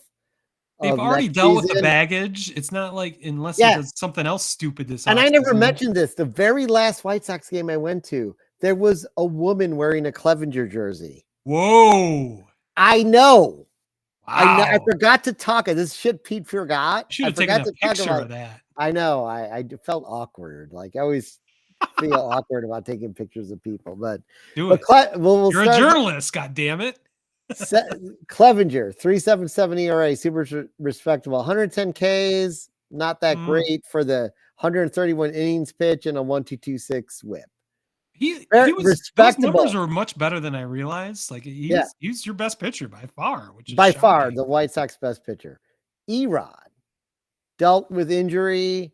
3.30 ERA, obviously on this podcast, arguably the best pitcher in the first 2.5 months of the season. 143 Ks, 152 innings pitched, 1.153 whip. Now I'm going off this list in Smitty's order, which I think you can disagree with, but I think his order is somewhat correct. I would switch 1 and 2, but whatever. But yeah, this is a fun. but I might. There's an argument for 3 to be number 1, and here's why. Wow. Tariq Skubal, 2.8 ERA. He had 102 Ks, motherfuckers, in 80.1 innings. Now, let me do the math for you. Wow. I'm gonna talk about the K leader on this list, which is Logan Webb. Yeah. He pitched 216 innings and had 194 Ks. If you're looking at the pace of Skubal here, that's 204 Ks in 160 innings. That is less innings than Justin Steele, than Logan Webb, who are in Smitty's 1 and 2 spots for Ks. And then his whip is not below 1. It's below 0.9. It's 0.896. There's a reason why he was the AL pitcher of the month for September, and he certainly did not have a bad August. And you can say, oh, the Tigers were out of it in September, which is the argument I was making. Like maybe you say Lou Robb versus Bellinger, but whatever. Yeah, I don't want this is badass. But at the same time, there were teams the Tigers were playing who were fighting for their fucking playoff lives. And Skubal took care of business. So at number 3, he may very well be. Granted, it's a small sample size. Smaller. It's a half a season. Smaller, half season sample size. It's not a month. It's not 2 months. It's half a season. He pitched, but in half a season, he actually pitched only 50 less innings than Clevenger. That's a whole. Who's considered a full season. Yeah. So, and only 72 innings less than Erod, who is also considered a full season. So this is why badass of the year is an interesting conversation, because you can base it off anything. Is that the most, maybe it's badass of the half of the year, but yeah, you could argue that. But I think it's got to be the year. I just wanted him to be included. I dismissed it immediately, but now you're a big proponent of him than I was. So well, I've always liked Skubal's like pitching abilities, and he's kind of like dealt it to the White Sox, so that's why I respect it too. Fired up. We're in the D. All right, so let's move to Logan Webb, who I believe should be number 1 on this list, because I came close. I came close to putting him number 1. 3.25 ERA, 194 Ks. He pitched 216 innings. That's huge. That's what you want for a fucking starter. That's huge. Yes. And absolutely. Over 216 innings, which is 20 or 33 more than Smitty's number 1 on the list. His ERA is almost a point lower than his, with a 1.074 whip. A whip is almost the whip is lower. Yeah. ERA is not. So total consideration for Bass of the Year. Then you have Justin Steele, who came out of nowhere. Cubs. Out of nowhere, but he's been a Cy Young candidate all season. So no, I meant out of nowhere in this season to start the season. Like it was like, he was a Cubs farm system bring up, brought up. Cubs fans knew who he was. Maybe the general. Yeah, I did not know. Yep, that's fine. Like, who's this fucker? You didn't need to know. Justin Steele, 3.06 ERA, grossly inflated when it counted the most in the second half of the season. He had 2 or 3 terrible starts near the end, and that blew it out. He was below 3 for most of the season. 176 Ks, 173.1 innings pitched, and a 1.17 whip. I mean, I could see the argument for Webb. I mean, for me right now, I'm teetering on the point of Webb and Skubal. Wow, you put Steele number 3. I put Steele number 3, especially because I kept looking at his numbers when we would get on for the second half and argue with you, because his ERA in the second half was nearly a 5. I mean, it was atrocious. Well, that shows you what he did previously. 306 or 302 or 306. Yeah. I got now that we've been drinking truth serum alcohol throughout this. I'll tell you. I was gonna give you Louis Robert. I couldn't give you both because you're gonna have Webb as well. I wanted to make an argument for Steele, but you articulated your Webb argument quite well.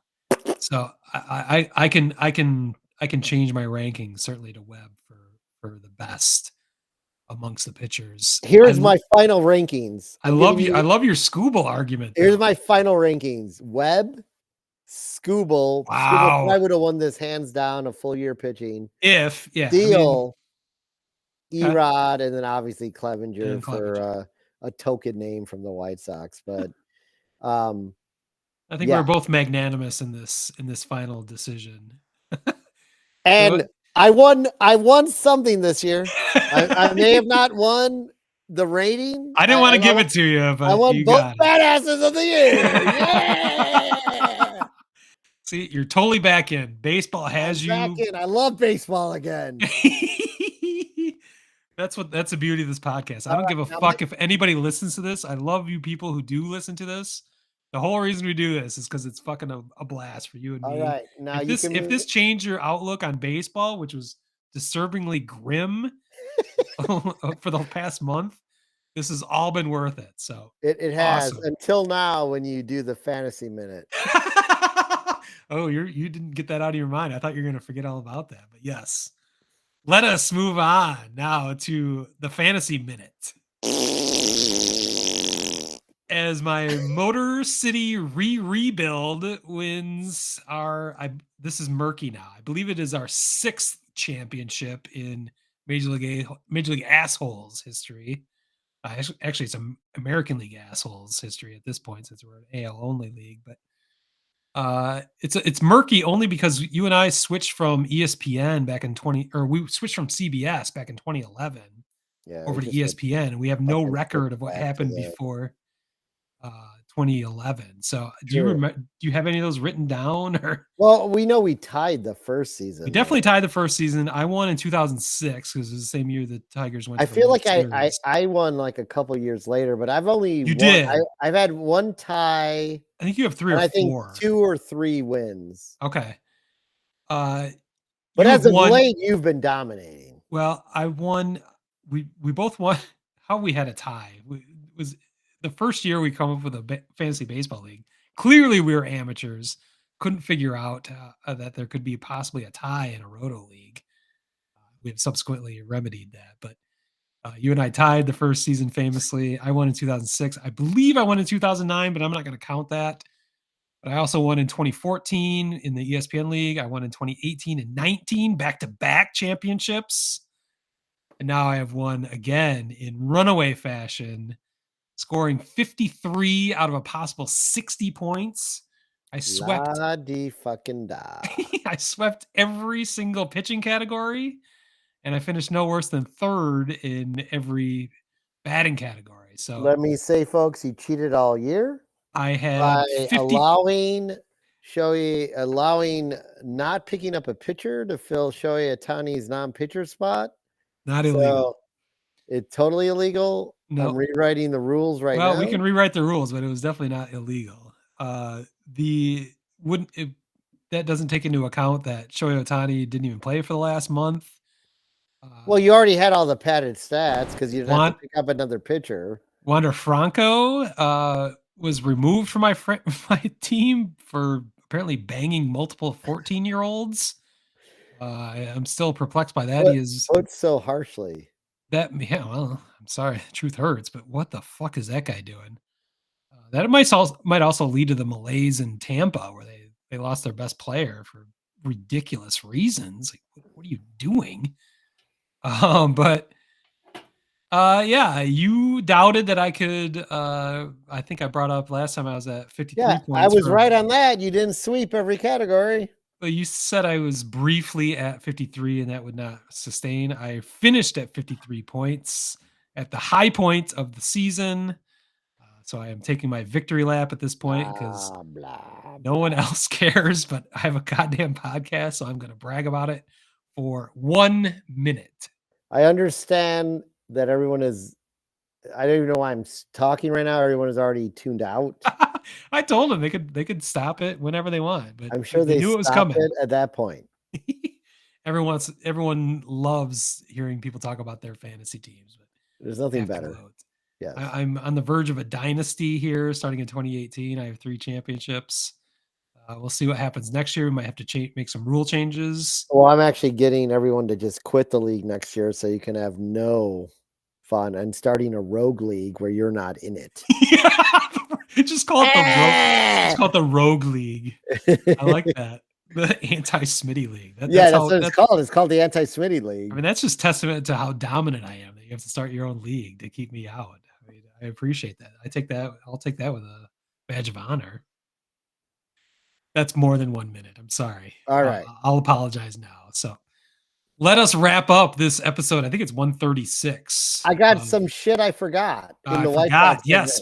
Shit Pete forgot. That was fed to me from my assistant, my program director here, Robin. Right. So a restaurant called Sticks and Bricks, located on 33rd Street near the park, was offering a promotion tonight that was, we are celebrating the White Sox loss season Thursday, October 5th, by giving away 100 beer dough pizzas available online only.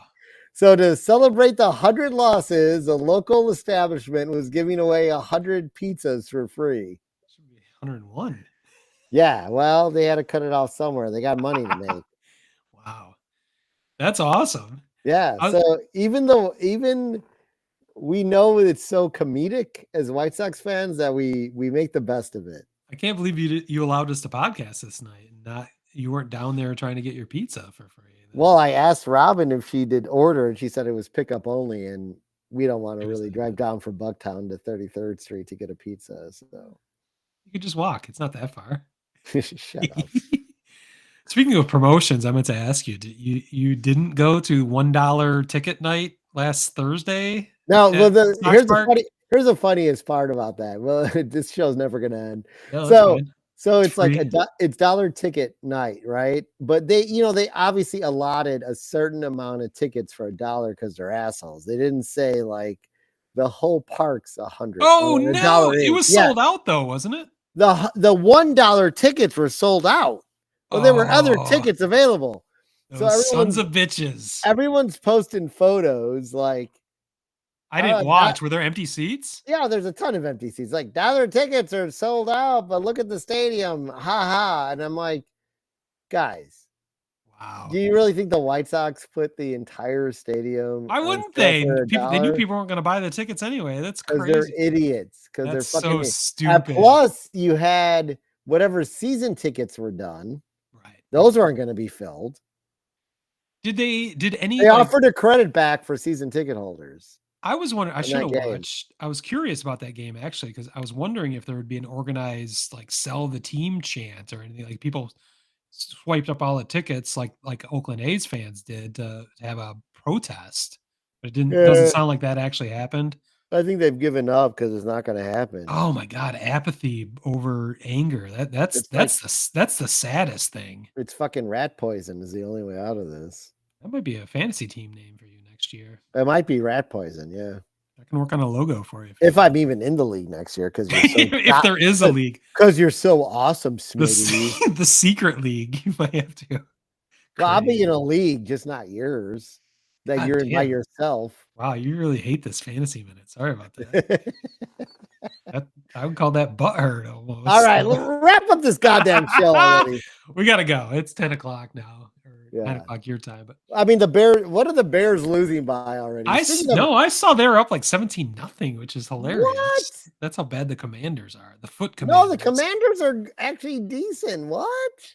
All right, the Bears are a joke. Why are we talking about the Bears? Or should we promote our football podcast? I wonder if we should talk about football this year. 27-11 right now.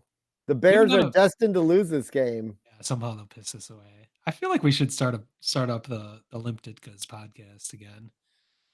Maybe not, but we'll talk about this. But in the meantime, I'll tell you what, the problem with a football podcast is we don't like the same teams. It'd be so much better. That part doesn't even matter to me. It matters to me.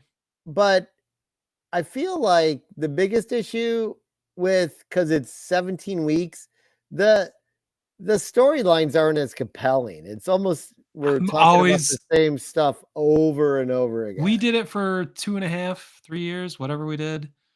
I've always felt it was tough. I've never felt like Major League A-holes is tough because No, I love to talk about baseball. There are so many storylines. There's so many through lines. It's every day. I feel like there's almost more shit going on than we can talk about. And feel like, well, that's shit Pete forgot. I forget all sorts of stuff. I'm actually writing notes now to remember everything that's going on. So I'm never bored talking about baseball, where I get bored talking about football from time to time. So yeah.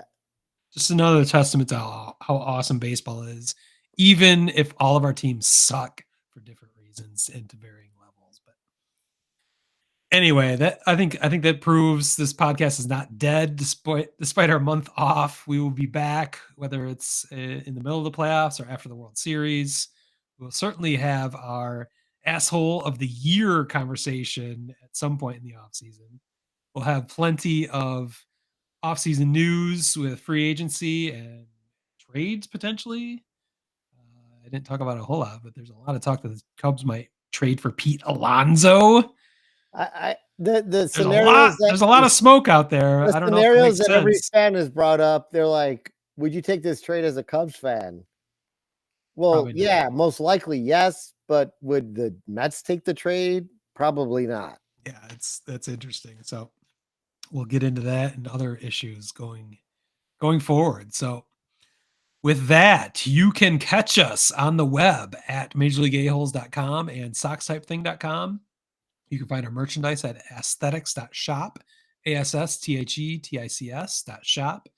You can find us on social media at Major League A-Holes and at Socks Type Thing. You can find us on YouTube, and you can find this podcast anywhere you'd like to find a podcast. So with that, I'm going to declare this podcast is over. Peace. Peace.